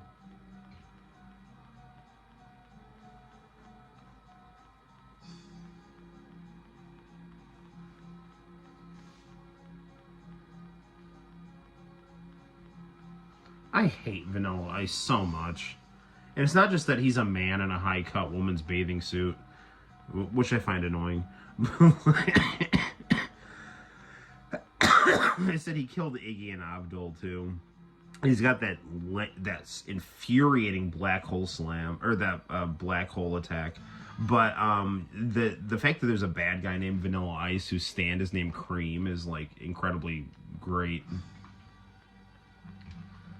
And the way that he ends up getting killed in the manga is like awesome. How Polnareff like he like knocks him into that open window.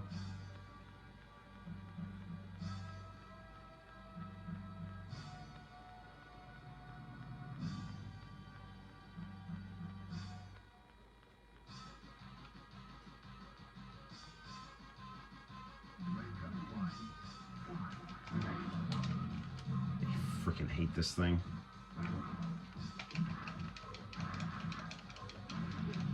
If I can like just stay right next to him here.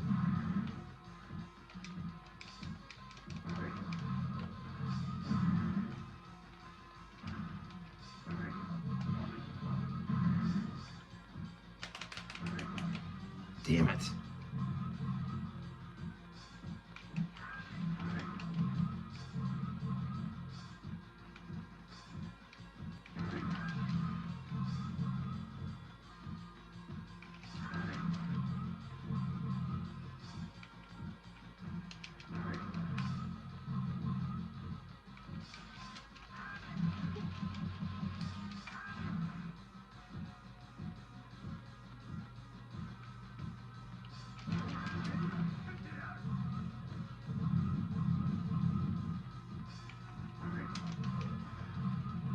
Damn it.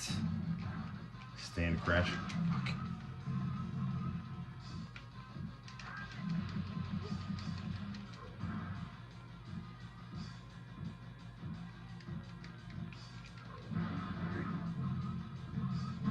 Yeah, darn it.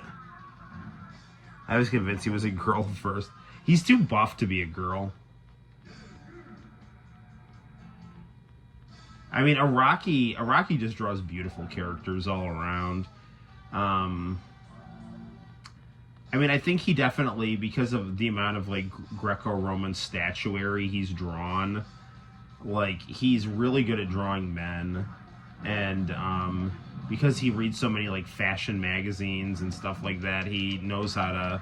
It's always that like interesting like kind of novelty of posting these like ultra macho people and these like weird kind of almost like effeminate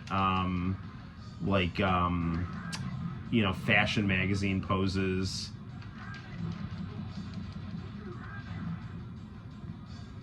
So I mean, I don't know, just can combining that like the hard and the soft. You know, it's a really interesting thing about his art style. But he can draw beautiful women too, like you know Lisa Lee. Like Midler in this game is really hot. I hate this here. Come on, respawn.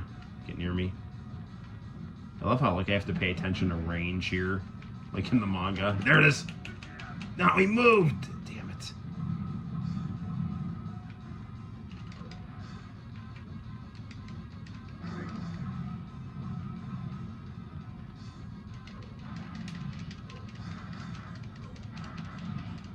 Stand crash.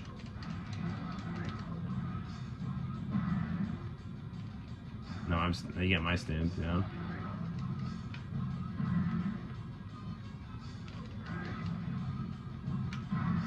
Darn it.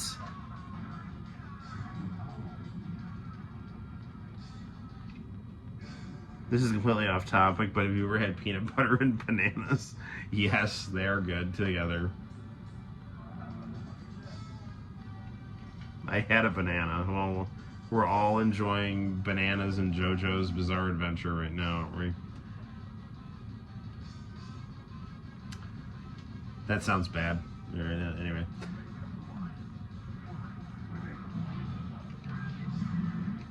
I hate Vanilla Ice so much.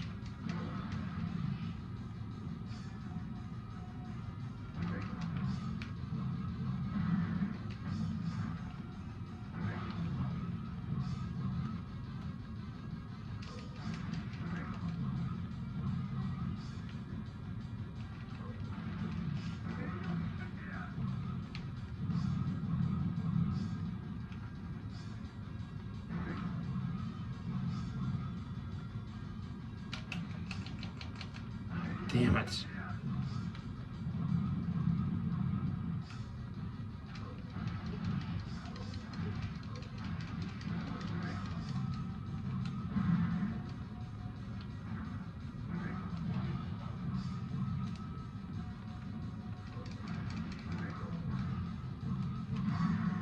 Darn it, I can't. I don't know what to do when he gets up there like that.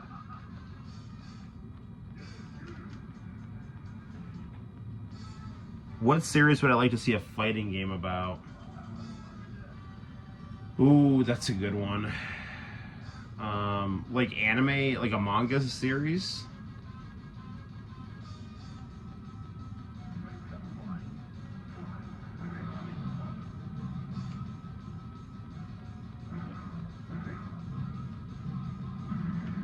City Hunter, I think, would be really cool to have a fighting game. I have the City Hunter PC Engine game.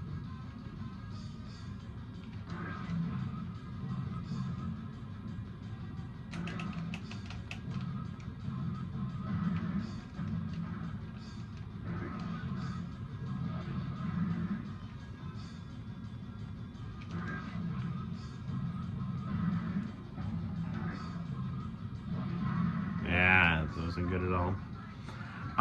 Comic manga. I mean, I would love there to be a fighting game of the sitcom Boy Meets World. That'd be great. I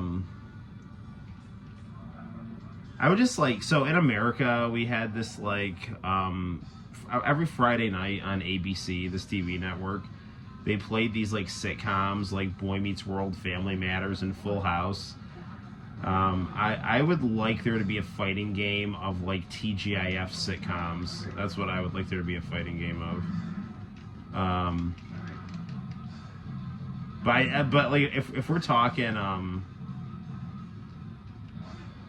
I think City Hunter would be a cool fighting game.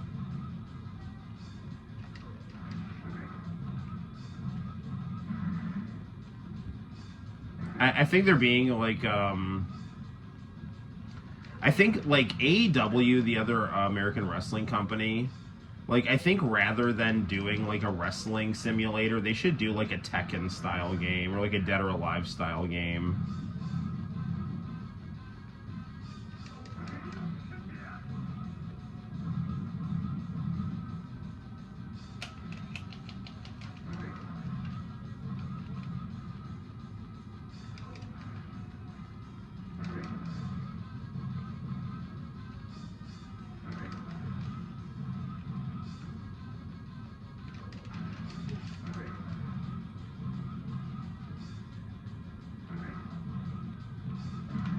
always miss that here.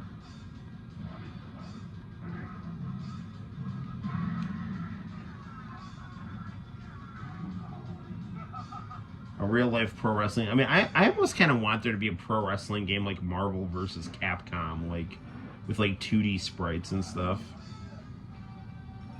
and like just like batshit crazy super moves.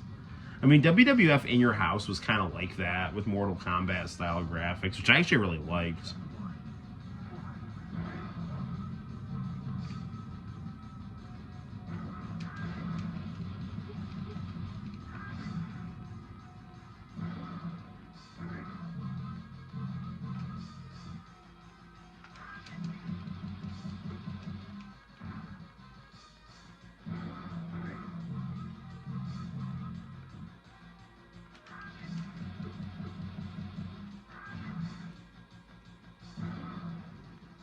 Trying to use my stand wisely here.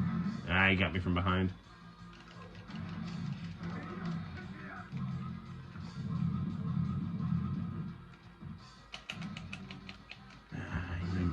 Just out of range.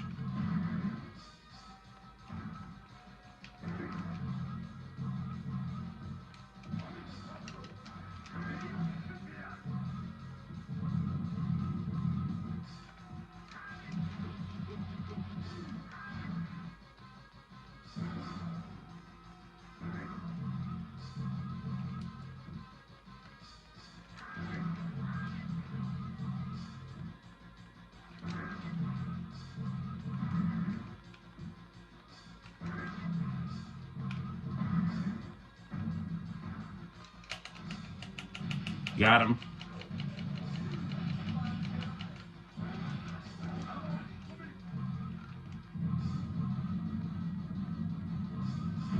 Oh, I was so close. Saturday Night Slam Masters, exactly.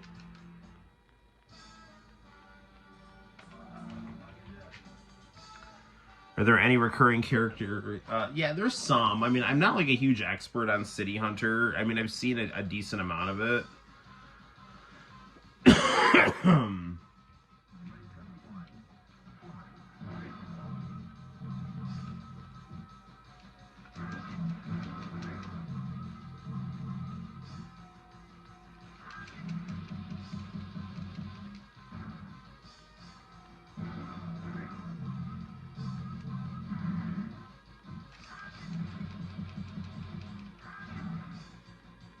Literally every time I fight Vanilla Ice, he's always like a huge pain. No matter what the fighting game is, it's like Vanilla Ice is always like a huge pain in the pain of the neck.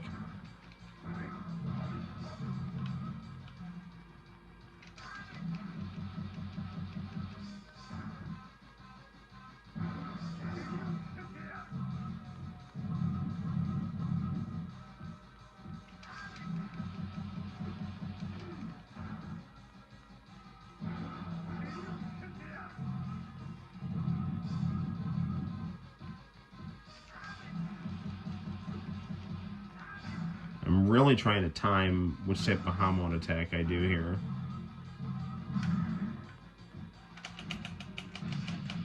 Please be enough to kill him.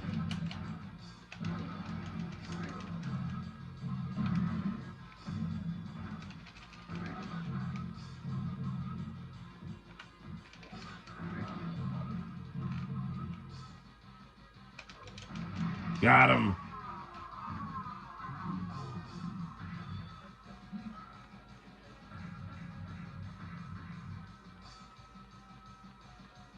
Yeah, City Hunter beat 'em up would be great. I would like them to make that Art of Fighting beat 'em up they were working on. Like, they were not working on, but originally I heard Art of Fighting was supposed to be a beat 'em up. Kick him into the window.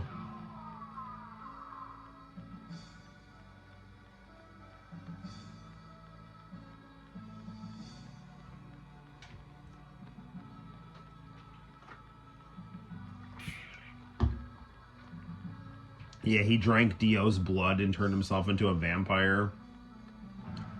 And eventually they figured it out and they were able to knock him into an open window where the sunlight was coming out.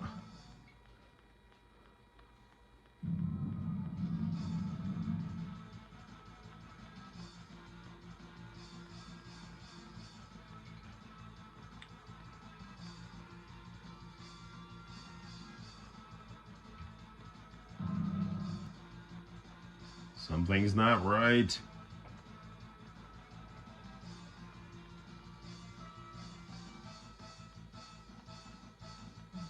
Run.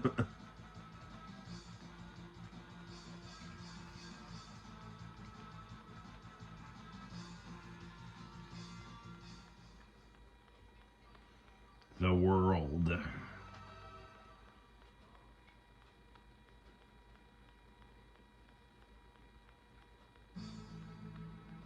Gru the Wanderer beat him up. That's interesting.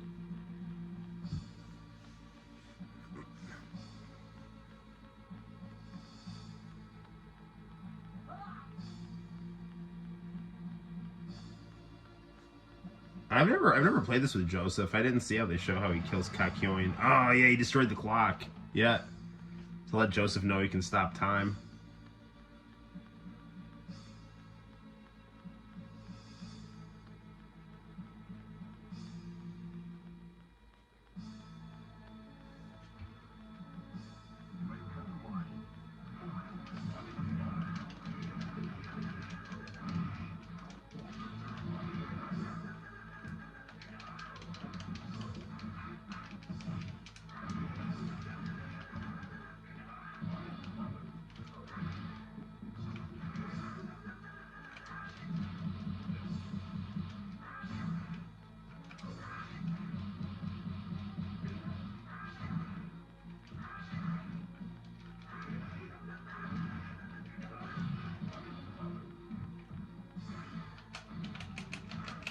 I blocked it with the world.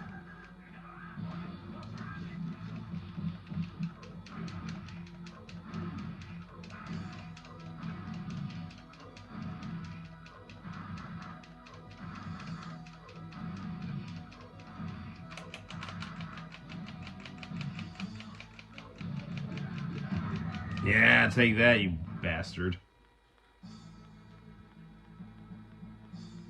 Now, I don't understand. How is Dio going to power up without... Because he powers up by drinking Joseph's blood.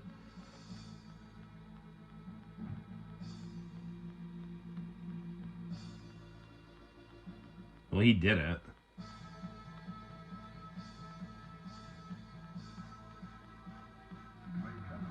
Well, I guess he got just enough. So I'm still okay.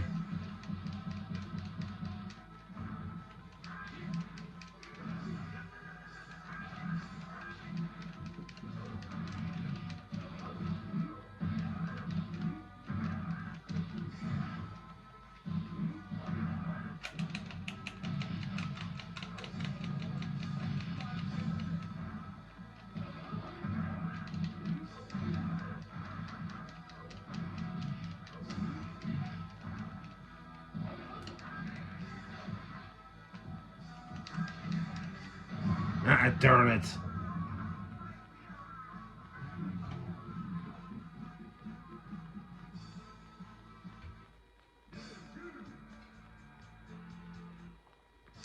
A proper 2D Bobo game would be awesome.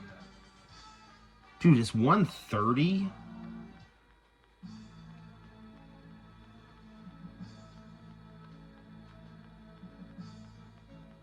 I don't know if we're going to be able to beat this here.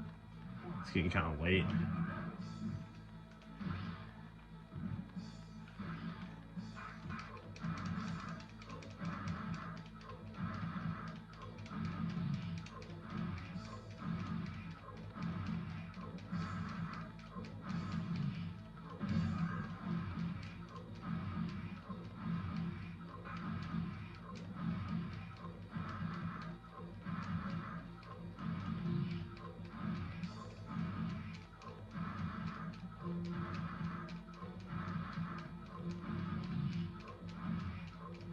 There we go. Just spam that attack.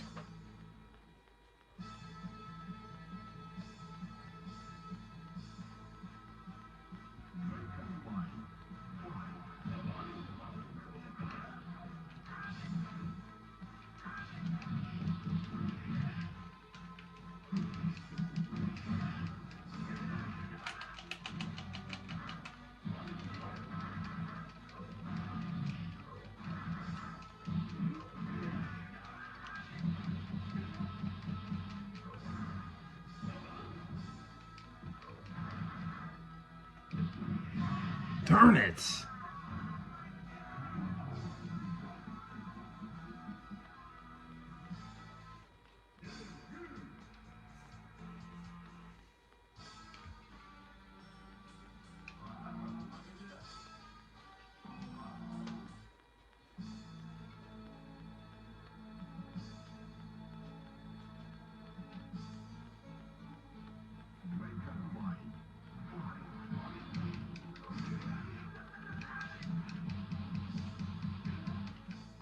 I mean, I would like to beat this game here.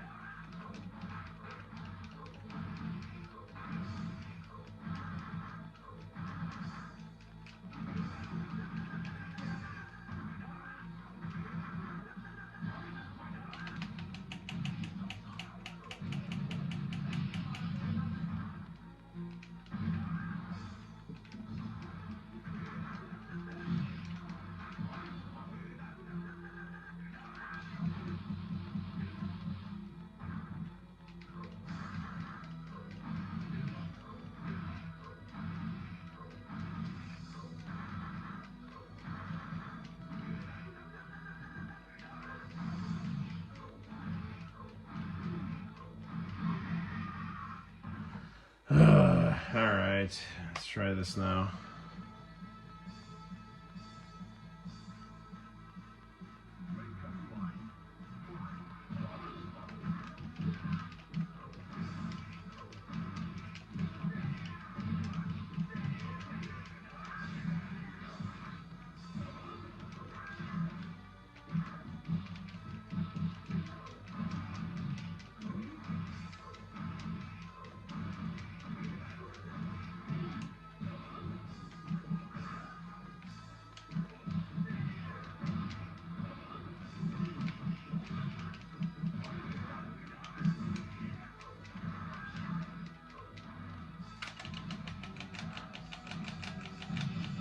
That might get him. Damn it. Road roller. Shit. Damn it.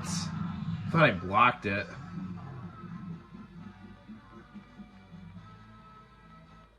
Give him the old 1-2. I'm working on it. Oh, I'd love another Sonic the Fighters game. I loved Sonic the Fighters. That's an extremely underrated game.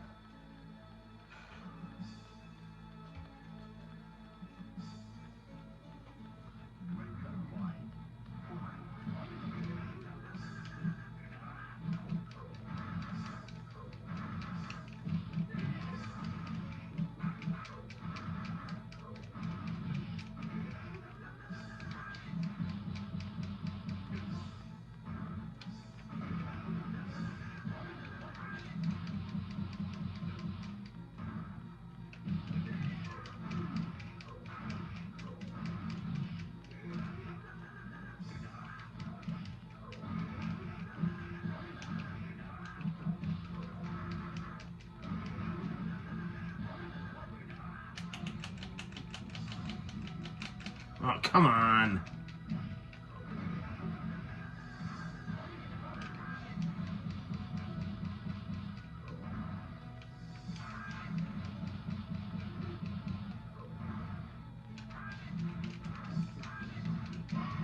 I didn't even make it to the second form that time.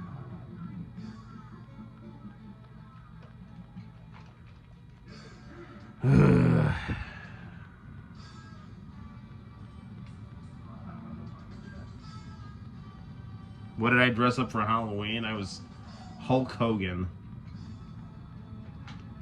I actually posted a picture in the community tab on my YouTube channel.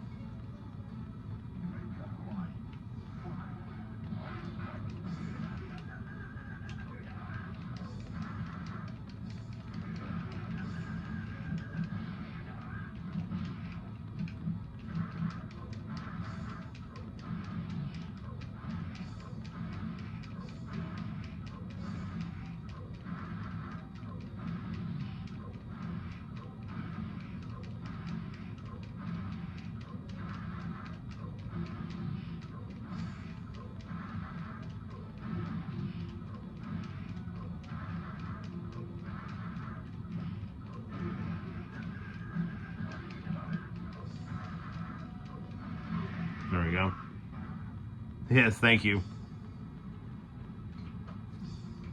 They had Celebrity Day at school and Costume Day. So for one day I was the red and yellow Hulk, and then for the Celebrity Day it was Hollywood Hulk.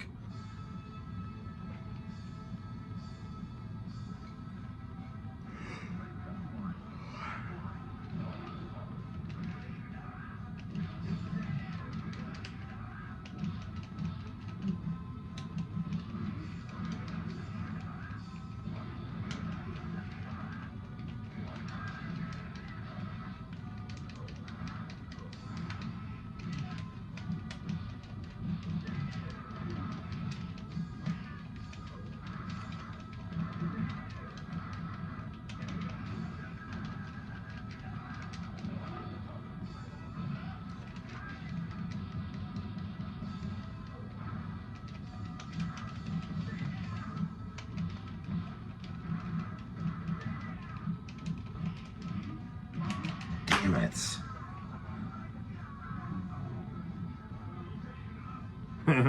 Uchu Keiji out of the world. Damn it, man. That's awesome, yes. I just have to give it a couple more tries. It's like 20 minutes to 2 a.m. Eastern Standard Time in these United States. Armor was out of cardboard. That's cool.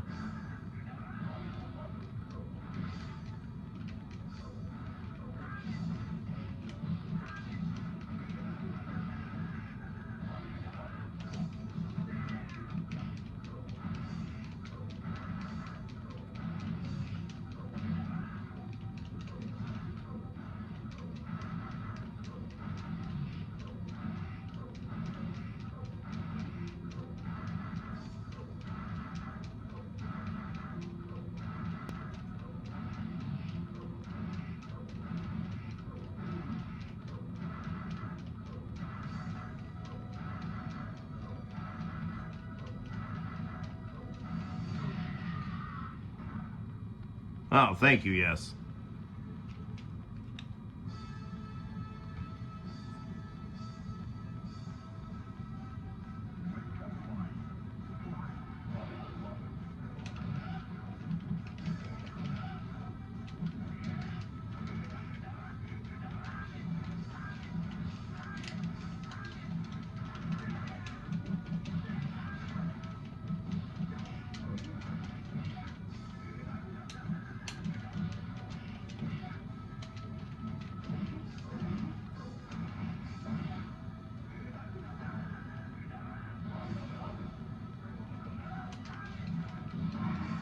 Damn it.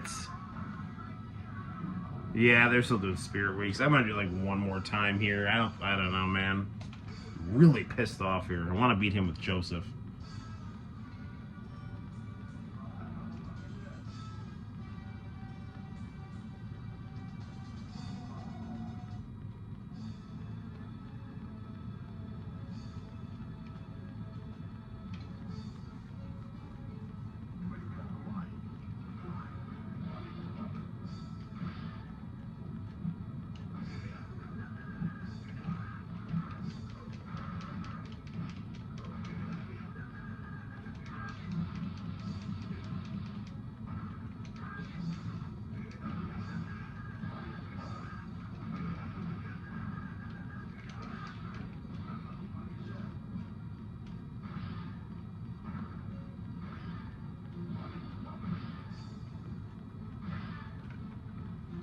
I'm gonna give this another go because this is not gonna work this go around here.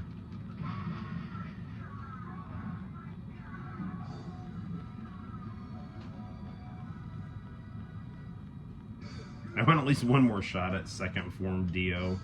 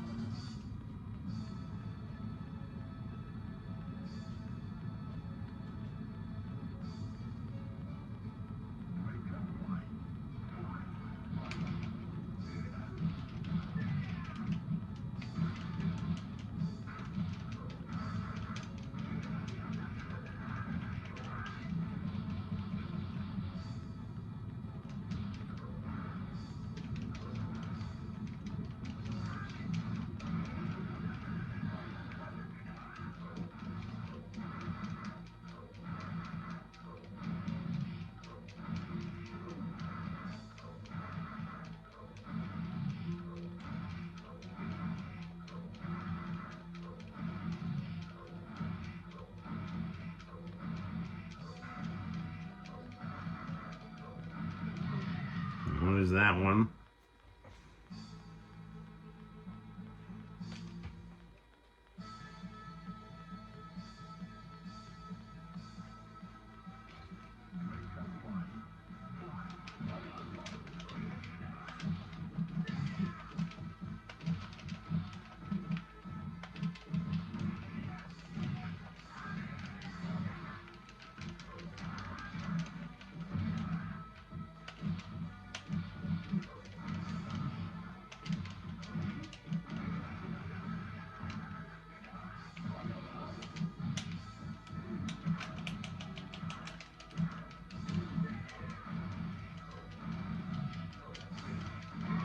Ah, damn it.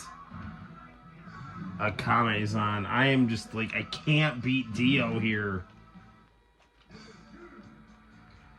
I keep saying it's like, oh, this will be like the last time. Monday's pajama day, actually.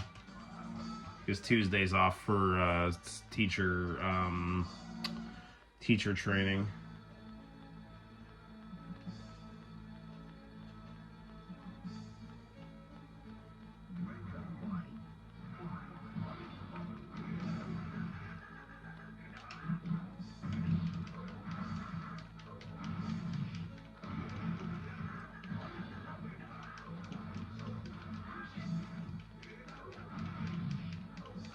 I mean, I'm going to stop sooner or later, and then maybe we can get a little bit of VHS or iMac in here.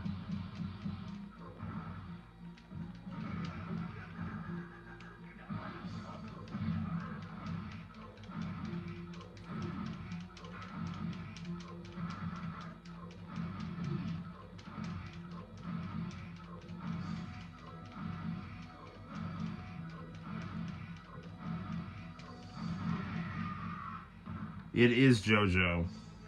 JoJo on the Dreamcast. I'm old Joseph trying to beat Dio, and it's not going well.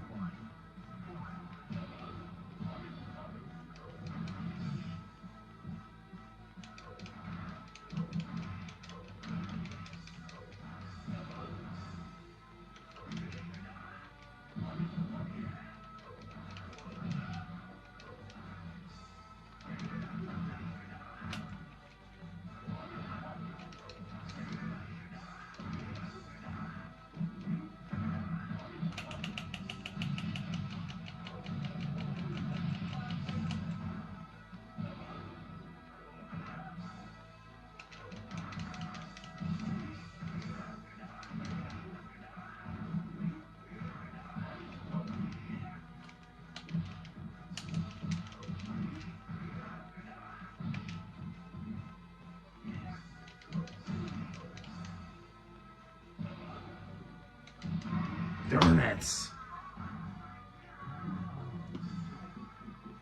So my whole life is JoJo references. This is the last one right here. I don't know.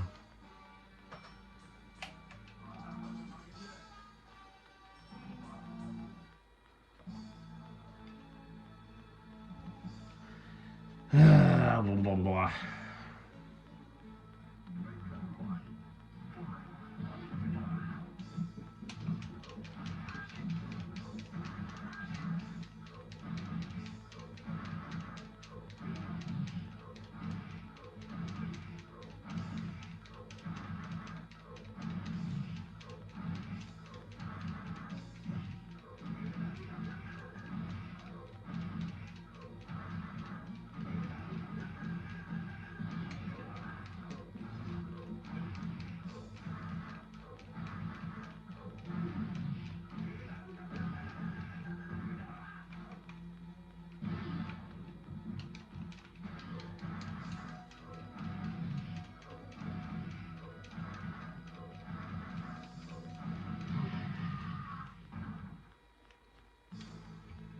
Oh, and 1070's on.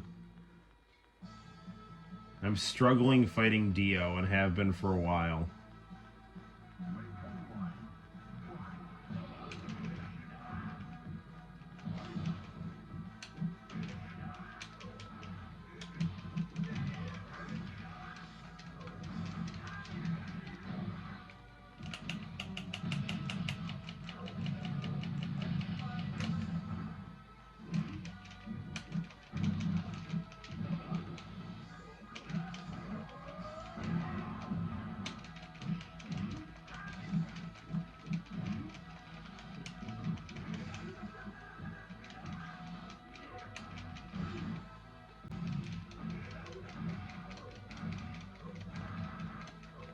Yes! We got him!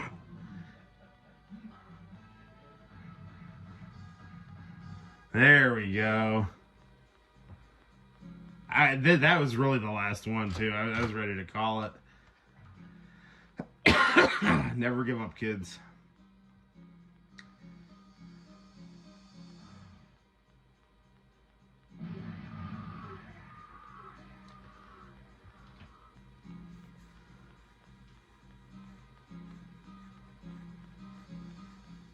Time to go throw your remains in the sun.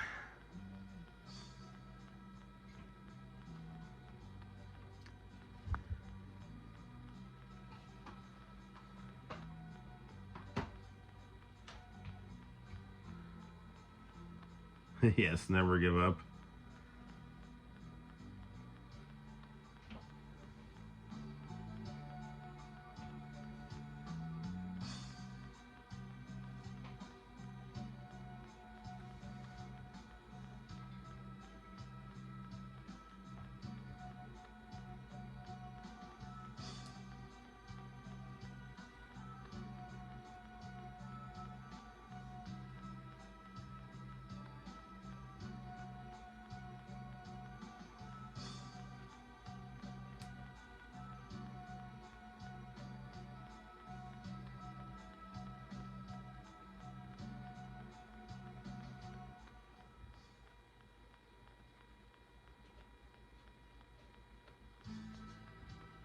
All right, good times.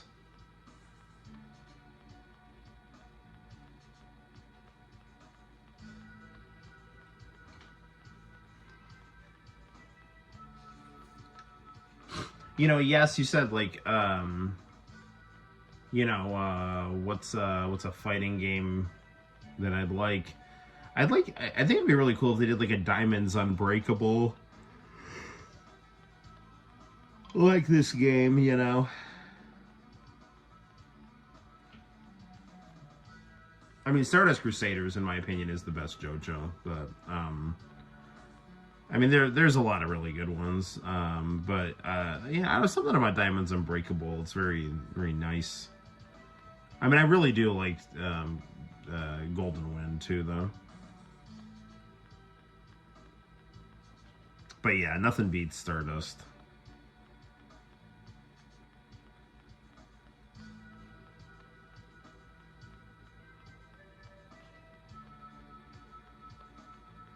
I had a friend who was like, you gotta watch JoJo, you gotta watch JoJo. And so he watched like the first 2 arcs, and then like he gave up at like the start of Stardust Crusaders. I'm like, what? It's like, this is like the best one. He's like, oh, I don't know, just didn't like the first couple episodes. I'm like, dude, you've gotta watch more of this. It's like,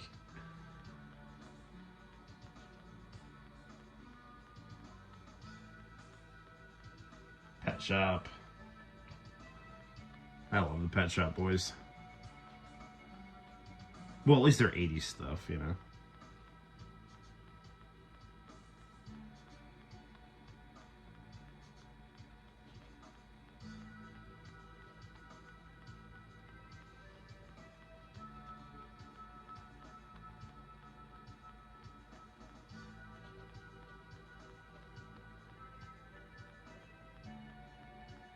Mariah.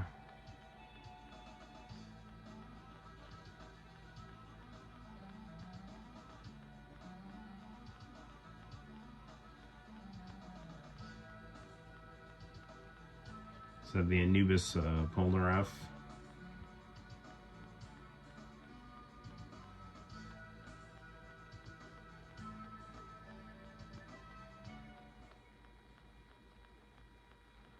Oof, that was some good stuff there. Honestly, I've got to catch up. I've yet to see any of Part 7, outside of some brief moments here and there. I haven't seen all of Part 7. I know how it ends, and they actually have like a video manga version of it. I'm at the Mandem fight right now, and Part 7 is awesome. From what I've seen of it, I mean, the whole premise of a transcontinental horse race to assemble the body of Jesus, so that so whoever wields that has like ultimate power, is like the really interesting premise, to say the least. And yeah, and the stand battles are good too, and the characters are cool as well. And I actually like Dio in part 7. Like the part 7 Dio is actually kind of likable, whereas the part 1 and part 3 and part 6 Dio is he's just a douchebag. You know. So let's real quickly 1 through 6 I've seen, but it's been some time. Yeah. 6 is anime.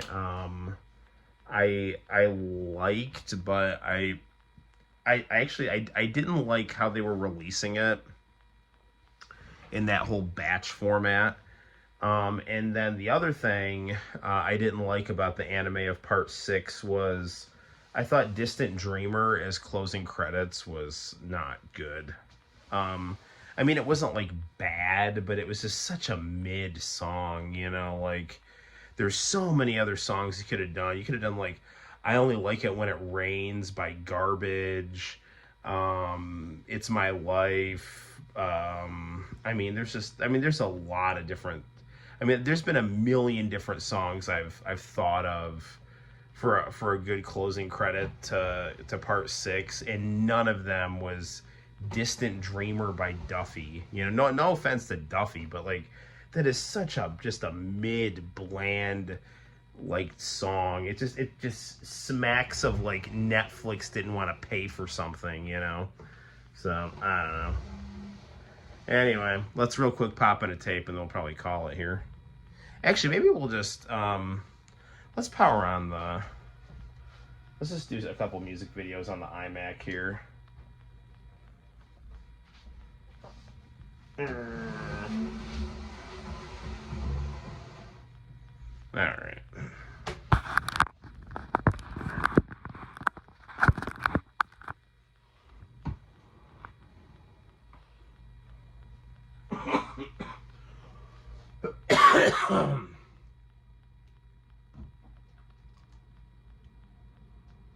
There we go.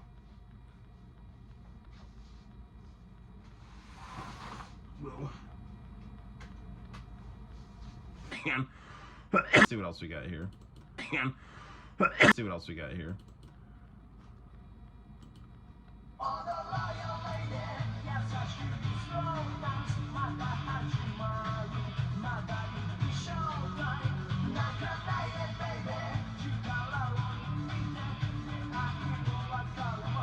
Easy come, easy go. Na na na na na.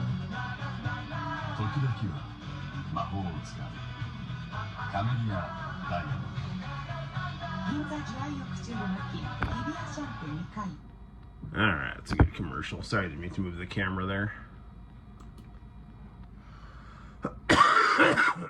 Sorry. What's this? Okay, this is good, but I don't really feel like watching it right now. It's the closing credits, like extended closing credits to A Serious Affair, which is a Fuji TV show I really liked. This is hold on, guys. I'm gonna put something on. I grab a cough drop.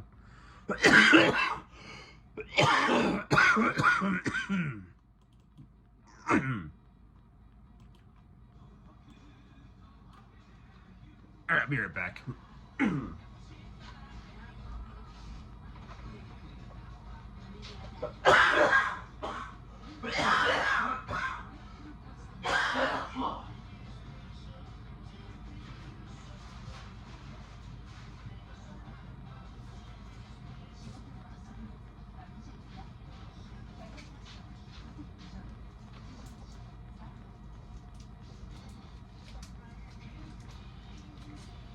I'm okay. I'm okay.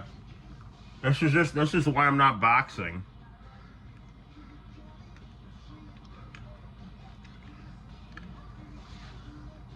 I know the volume is kind of low on these commercials. No, that's the thing, I had COVID. So this is what's known as long COVID. I'm not contagious, but I still have the cough, and I still have some of the asthma that gets the COVID triggered my asthma. So yeah. Claudia Schiffer. Can you guys, I know the volume is kind of low on these commercials. I don't want to crank it too high. It's just a rumor. Okay, these commercials are good, but let's see what else we got.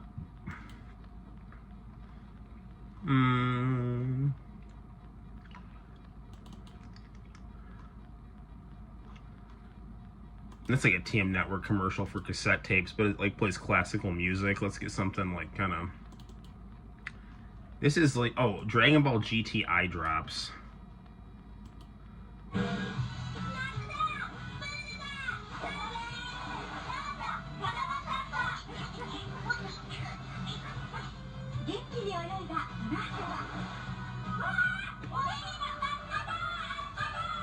Yes, you going, man?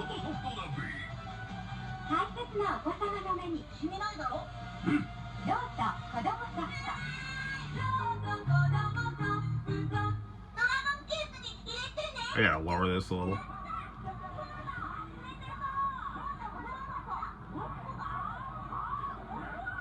Yes, there were Sailor Moon eye drops, yes.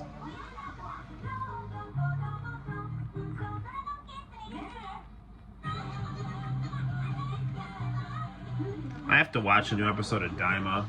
Daima's been great.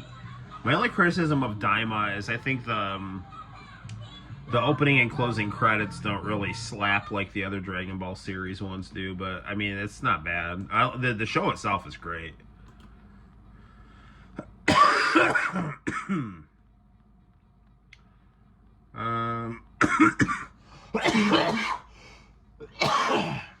Alright.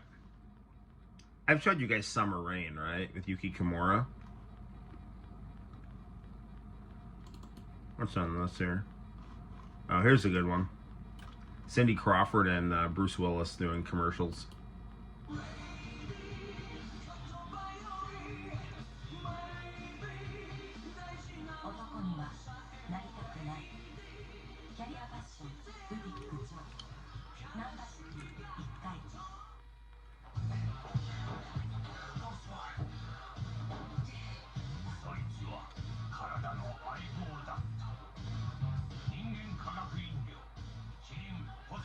Oh yeah, it's only 1 o'clock now because we set the clocks back.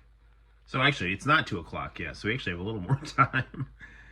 But we should still probably wrap it up pretty soon. Zard, don't you see?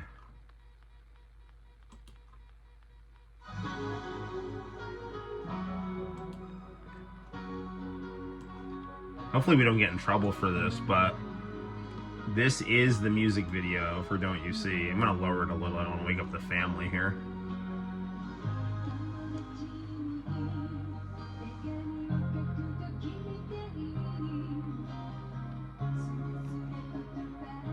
Do I play fan games? What do you mean by fan games? Like ROM hacks? Or just like indie titles? Because yes to both. Yes, this is the second Dragon Ball GT closing. So when I talk about how Daima's music isn't as good, Daima so far has been a lot better than Dragon Ball GT, but the music on Dragon Ball GT is phenomenal. The best thing about Dragon Ball GT is the opening and closing credits. So, Daima should just, use the GT opening and closing credits and have its own story.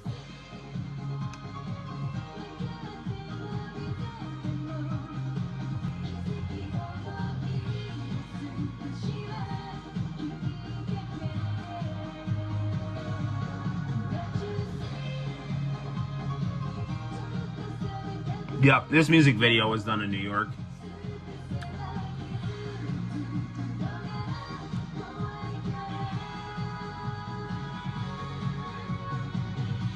I have a version of this on my YouTube channel, but when like the clouds open up at the end, it's got Jay Leno is for Goku's face instead of Goku. Because in Dragon Ball GT, they had this thing where they kept drawing adult Goku with a giant chin, and I don't know why, but I mean it looked fine, but I don't know. I just always thought they made Goku look like Jay Leno.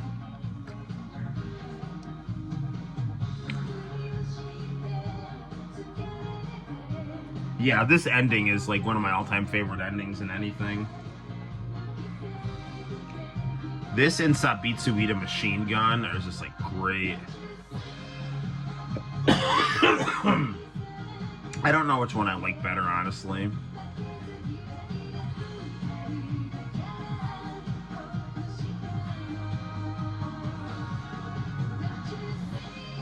I mean, it's a real toss-up between those two.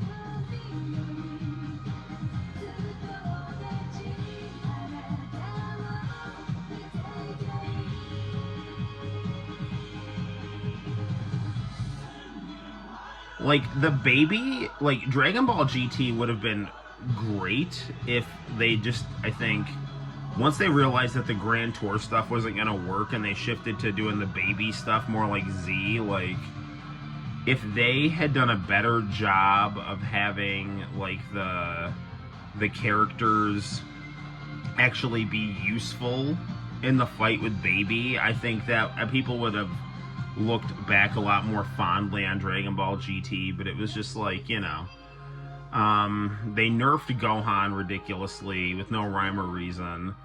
You know, like no fighter other than Goku, Pan, and sometimes Vegeta had any consequence. Other than that, it was just, you know, the characters you know and love getting their asses kicked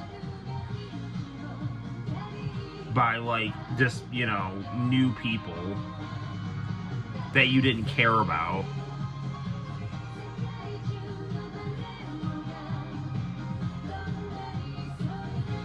Like, I don't want to see Gohan fight to a draw or worse with General Rildo.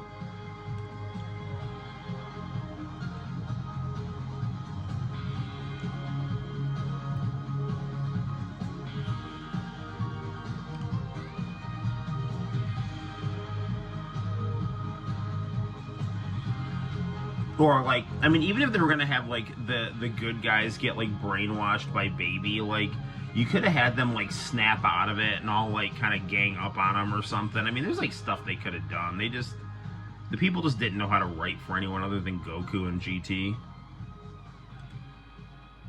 But, like, the opening and closing themes for that song, or for that series, and the character designs and the style of that series was top tier. It's a beautiful song. We got another Zard here. Fushigine. This is a pretty song.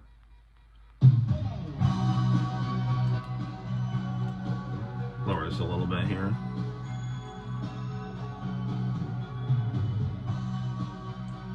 Yeah, Daima is really good. Toy must have gotten the idea from Rugrats while smoking crack. The best Rugrats ever. Watching some 2000s Japanese songs giving me some childhood vibes. Yeah, right on. I watched Dragon Ball GT on International Channel. I used to watch that. That was 2000 and 2004, 2005 was when GT was on International Channel.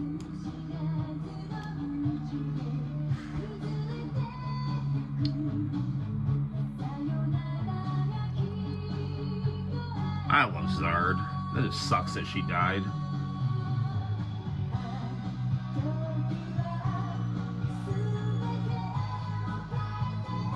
Sakura Stardust has done some stuff talking about Zard.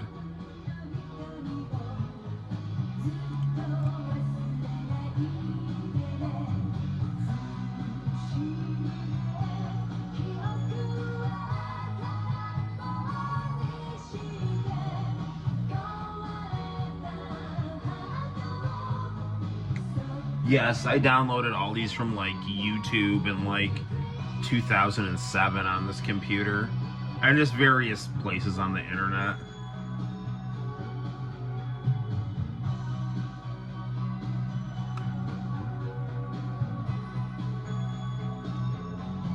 The one channel that somehow I'm nostalgic for, despite never having seen it. Yes. Oh, it was the best, man. It was the best channel ever, man. I love that channel so much. I still, every once in a while, I still dream that it's still on TV, and like, same thing with like Nitro. Like, it's like, oh wait, WCW's back on, and I didn't realize it. It's on like channel 99 if you like tune the dial a weird way. It's just now really obscure, you know, and then I wake up and I'm like, reality, you know.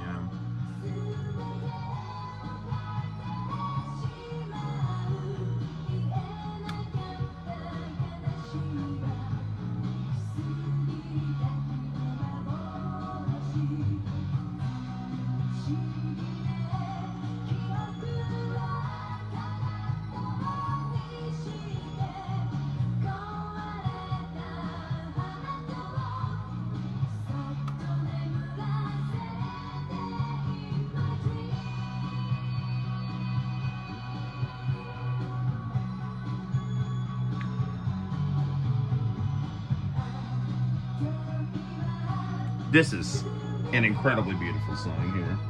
Yeah, Pete Rose passed away. That sucks.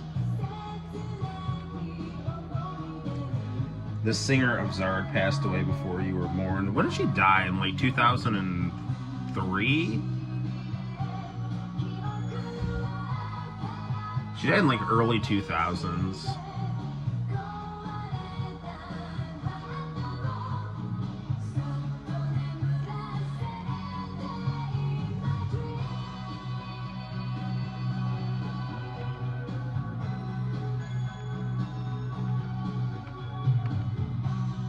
Yeah, Pete Rose dying definitely sucks too.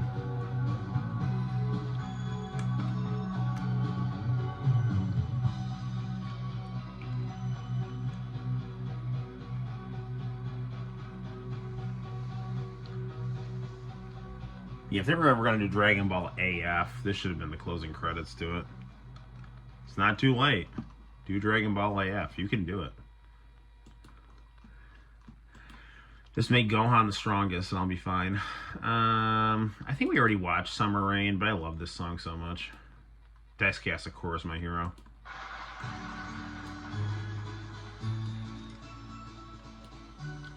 Yeah, Yuki Kimura is...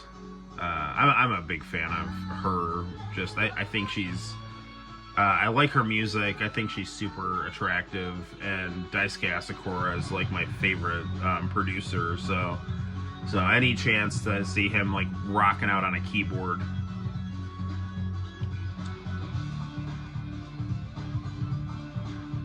Oh, Izumi's Zard, like she is like one of my all-time favorite female vocalists. I did not hear there's going to be a Dragon Ball theme park in Saudi Arabia. That's awesome.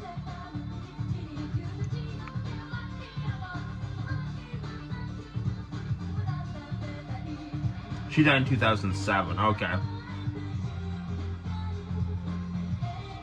Oh, Yes is intrigued here. He might be within driving distance.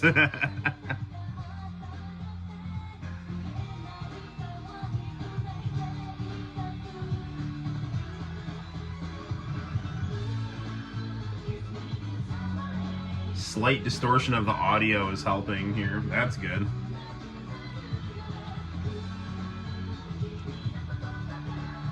Favorite female singer is Henri. Hey, that's interesting. That's cool. That's cool.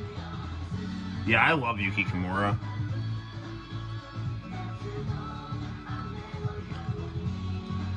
I have a whole series of her commercials on my YouTube channel.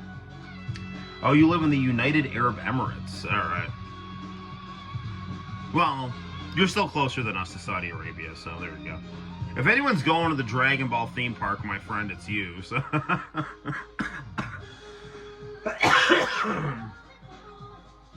But you have parents that live in Saudi Arabia. Well, there you go. Go see them and go to the Dragon Ball theme park.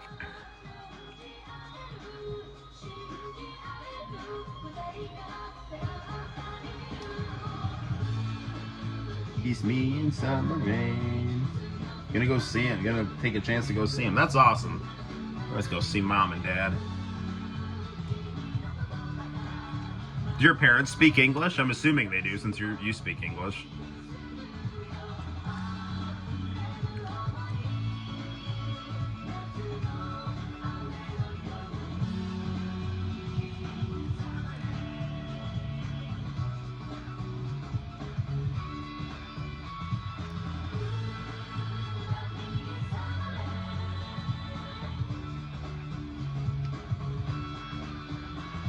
Not a fan of, not a Dragon Ball fan, but thanks Akira for the impact. Yeah, absolutely. Yeah, Dragon Ball and JoJo are probably my favorite animes. Alright, what else we got here?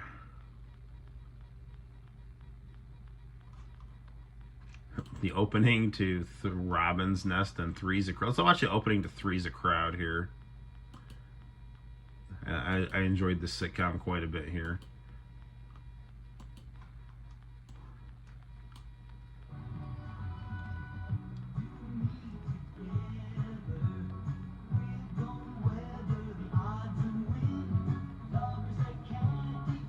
They know English, but it's not their first language. That's cool.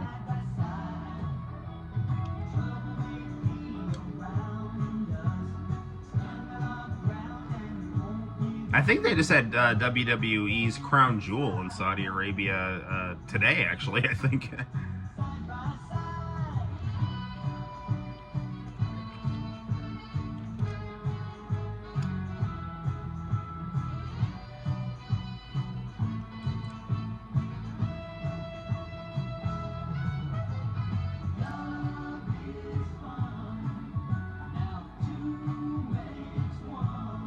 Oh, I do. I got some Kinnikuman.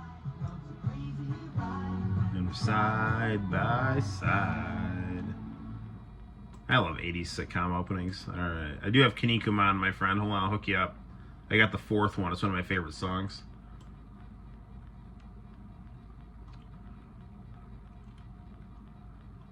H-I-J...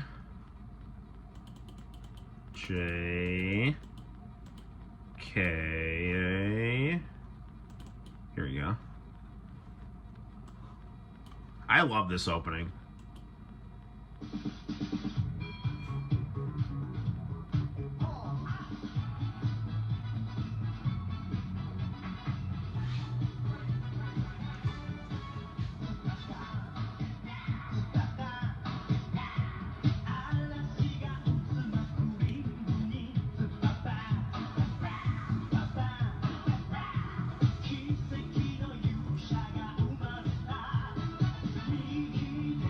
I find this opening just very relaxing and entertaining at the same time.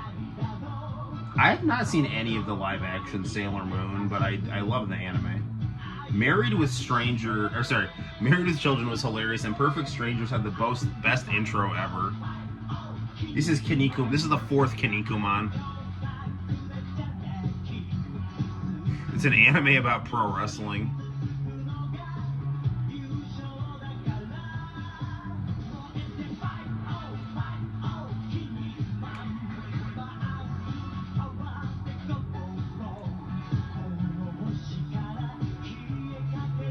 This is Kinnikuman, yes.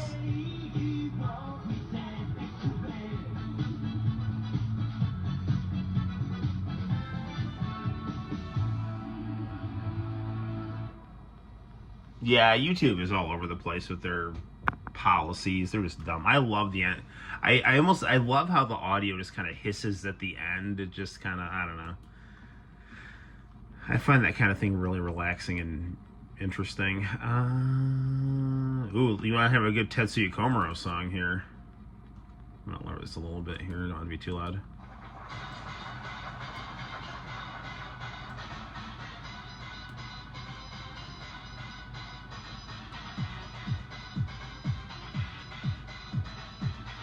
Not really part of my childhood, but fun. Oh yeah, I love that opening. You watched some of that Tetsuya Komuro tape from Diego last time, so let's watch him jam out in a swimming pool here.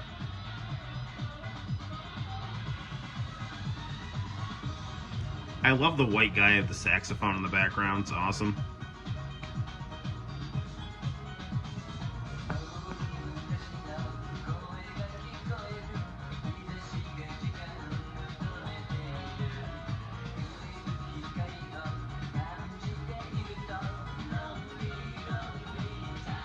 I love to see an animated Kinniku opening for Seisei Budo. Yeah, for sure. Ultimate Muscle is Kinnikuman, yes. The Japanese opening for Ultimate Muscle is really good. Hustle Muscle, yeah. Black and white Stratocaster, that's cool.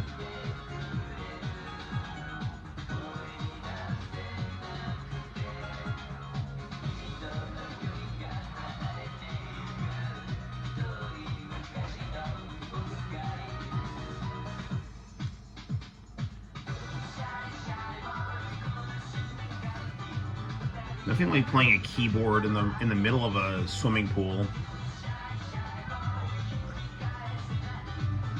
while a quintessentially American guy plays the saxophone behind you. I'm not sure. I can't tell if that guy playing the saxophone has sunscreen on his nose, which would make this even better.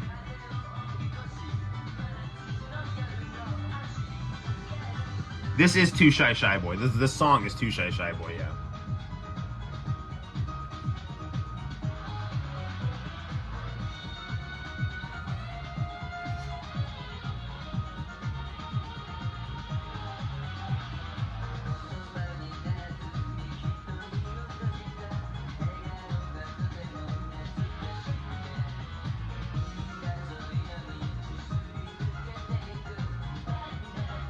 I don't think this is for an anime. This is Tetsuya Komuro covering one of the songs that he produced for one of his singers.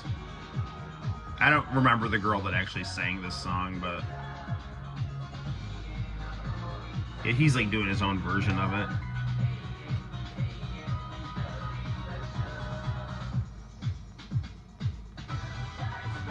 Feels like watching a video of Don't Look Back and Anger by Oasis. This is even better.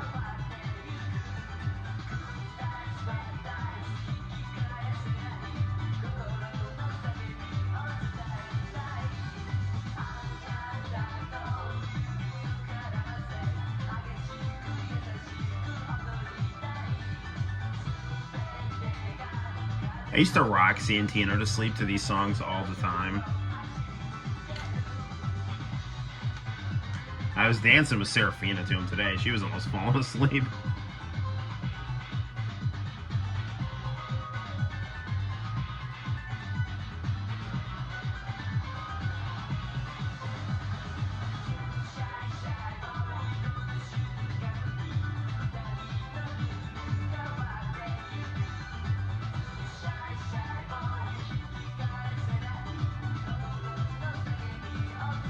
Yeah, this song's awesome.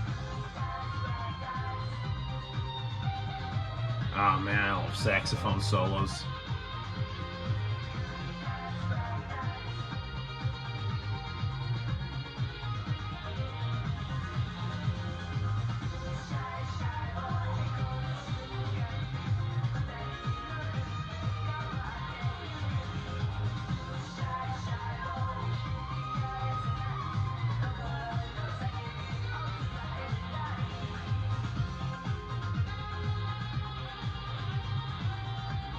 Got any Ziggy songs? I don't think so.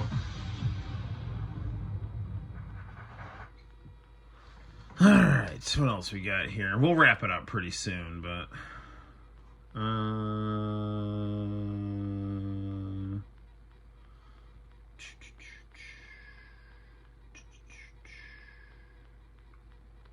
got a lot of Globe stuff. Future World by Every Little Thing. That's a good song. This is one of my top-rated videos on YouTube. I always get comments on this from Japan. I don't know if I've shown you guys this before. It's Candy Girl by Hitomi.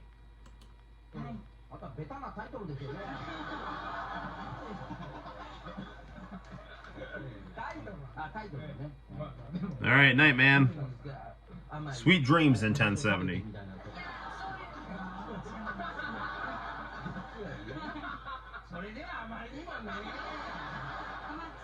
Machan with hair.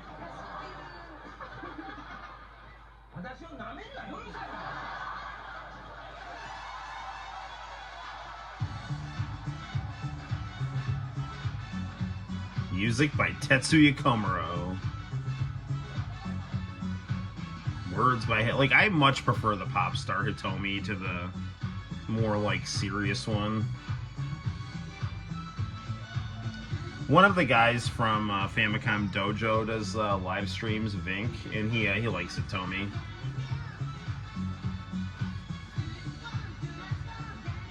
Oh yeah, this is the most viewed video on my channel. Yes, it is.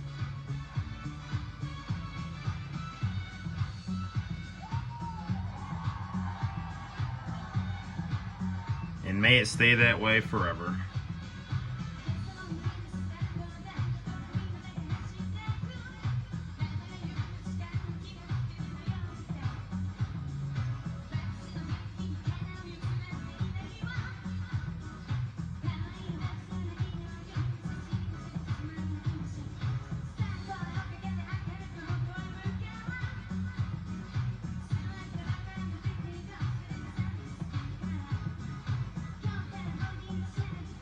Have I heard of the singer called Akina Nakamori? I don't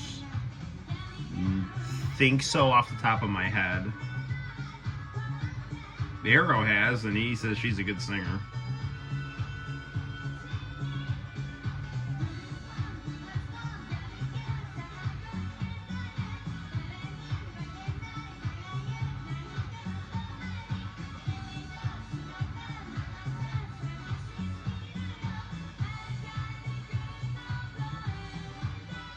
I'll have to look her up.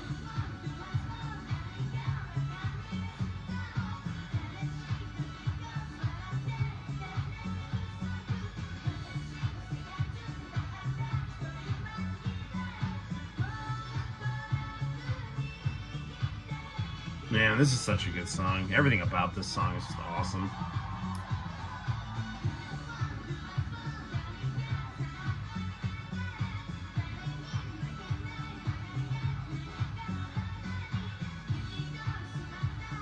I mean, this beat is like super infectious.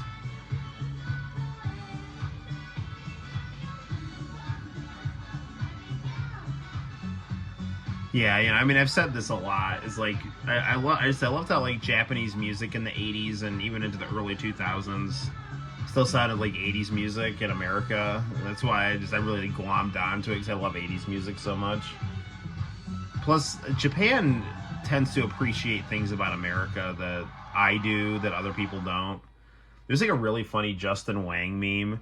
So like when Donald Trump did that like McDonald's thing, someone took a picture of him like waving out of a window wearing a McDonald's apron, and like Justin Wang like posted this picture. It's like, this is what anime thinks America is.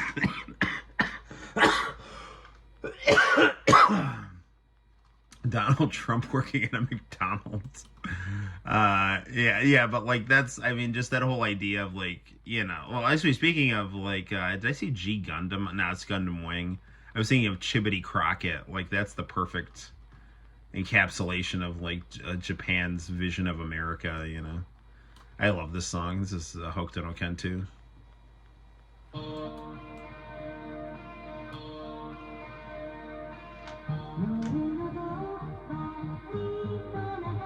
Paka Paka Passion vibes, yeah. Bart and Lynn were like some of my favorite characters, so I was really happy that they brought them back.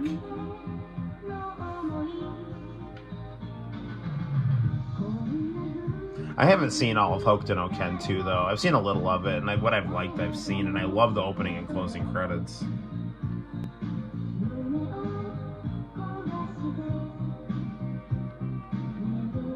I don't have Ninku songs on this computer. I do have I have the Ninku movie that was like a double feature with Yu Yu Hakusho. So I do have some Ninku songs, but I don't think they're on this computer.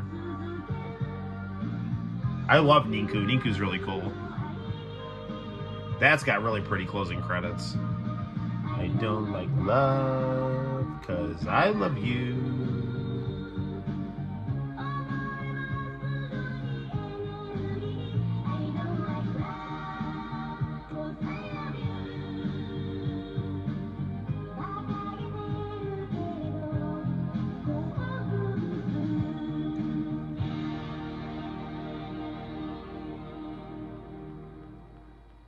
That's a real pretty song. Ninku's like a real bridge anime between Dragon Ball and Naruto, you know?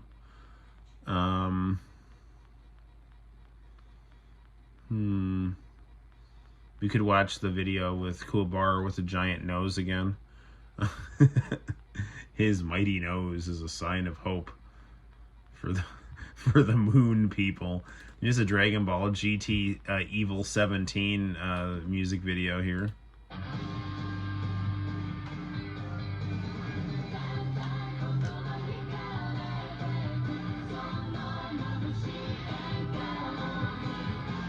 Lower this a little bit here.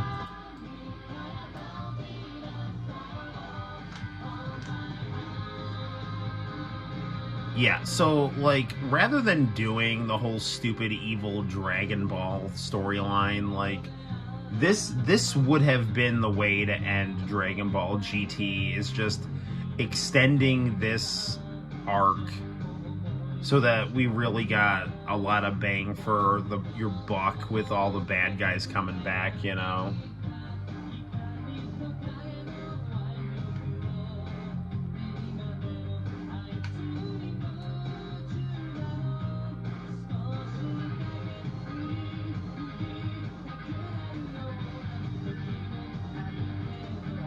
It always made me so angry when Gohan would turn Super Saiyan in Dragon Ball GT.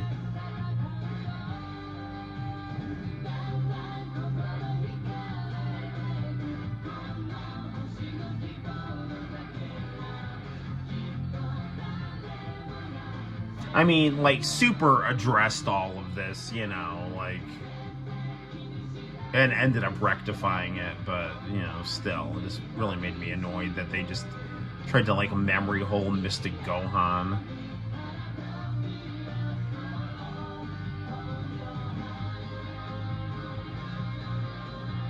Any Sonic music videos?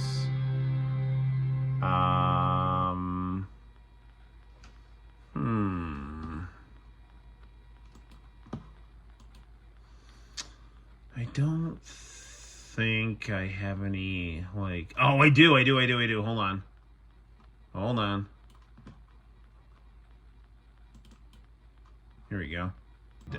American Sonic cartoon. Sonic, the Saturday morning American Sonic cartoon, I really don't like at all.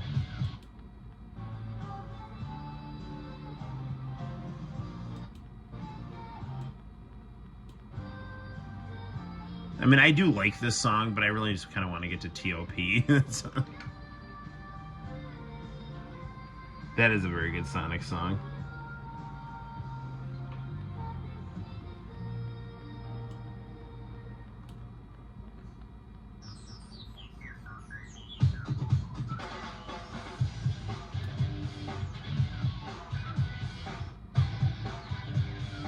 Yeah, here we go.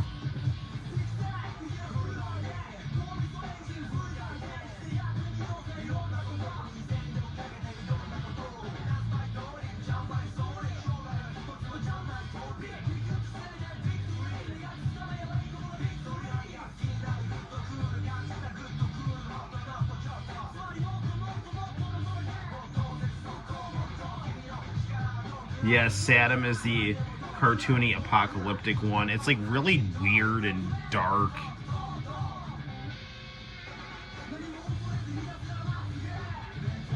It's like, it's not fun, you know? Like, Sonic can, like, be, like, have high stakes and stuff, but it just, like, tonally was so bland and weird. There's no freaking energy to it. Like, the syndicated one was, like, really funny and, like, could fit easily into the lore of the video games. And, like, the OVA one and this, like, they all, like, got the vibe of Sonic, but Sonic Saturn was just, like, some weird furry apocalypse thing. Yeah, I love that. I love that ending there. Maybe, like, one more, and then we'll call it. How about Hell Teacher Nube? Here's some bees. I just saw it. Where'd it go? There it is. Nube ending one.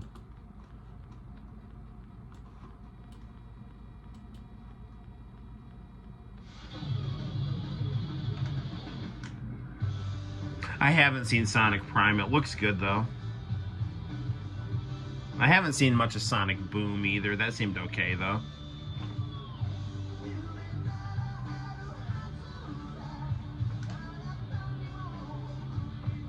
As a teacher, I'm a fan of all teacher animes.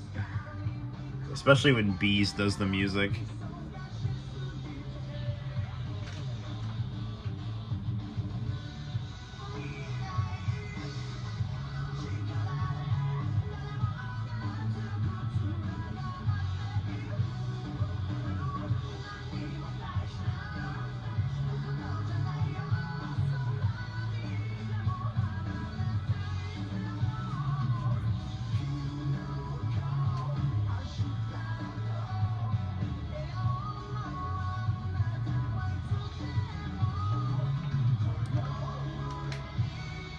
I need to just sit down and watch all of this anime because it looks really good.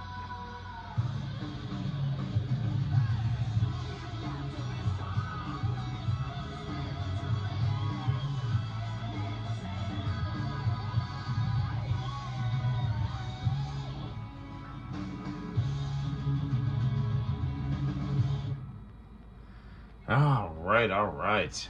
So, people, I think that's going to have to do it for tonight, because it's even with the daylight savings time, it's no, wait, I don't know what it is here. So this says it's 2:41. Some clocks say it's 1:41. I don't know what's going on here, but either way, we're gonna go to bed right now. So it's been fun, people. Thanks for tuning in. Whether you're from the United Arab Emirates, the West Coast, or you've just decided to stay up late on the East Coast. Cool. Take care. And I got to get some sleep. This was tons of fun, and it was tons of fun having you guys on the stream. So until next time, guys, my name is Noel. You take care, and I will see you guys in the very near future for more live streaming fun and excitement on the Noel ComiX YouTube channel. Bye-bye.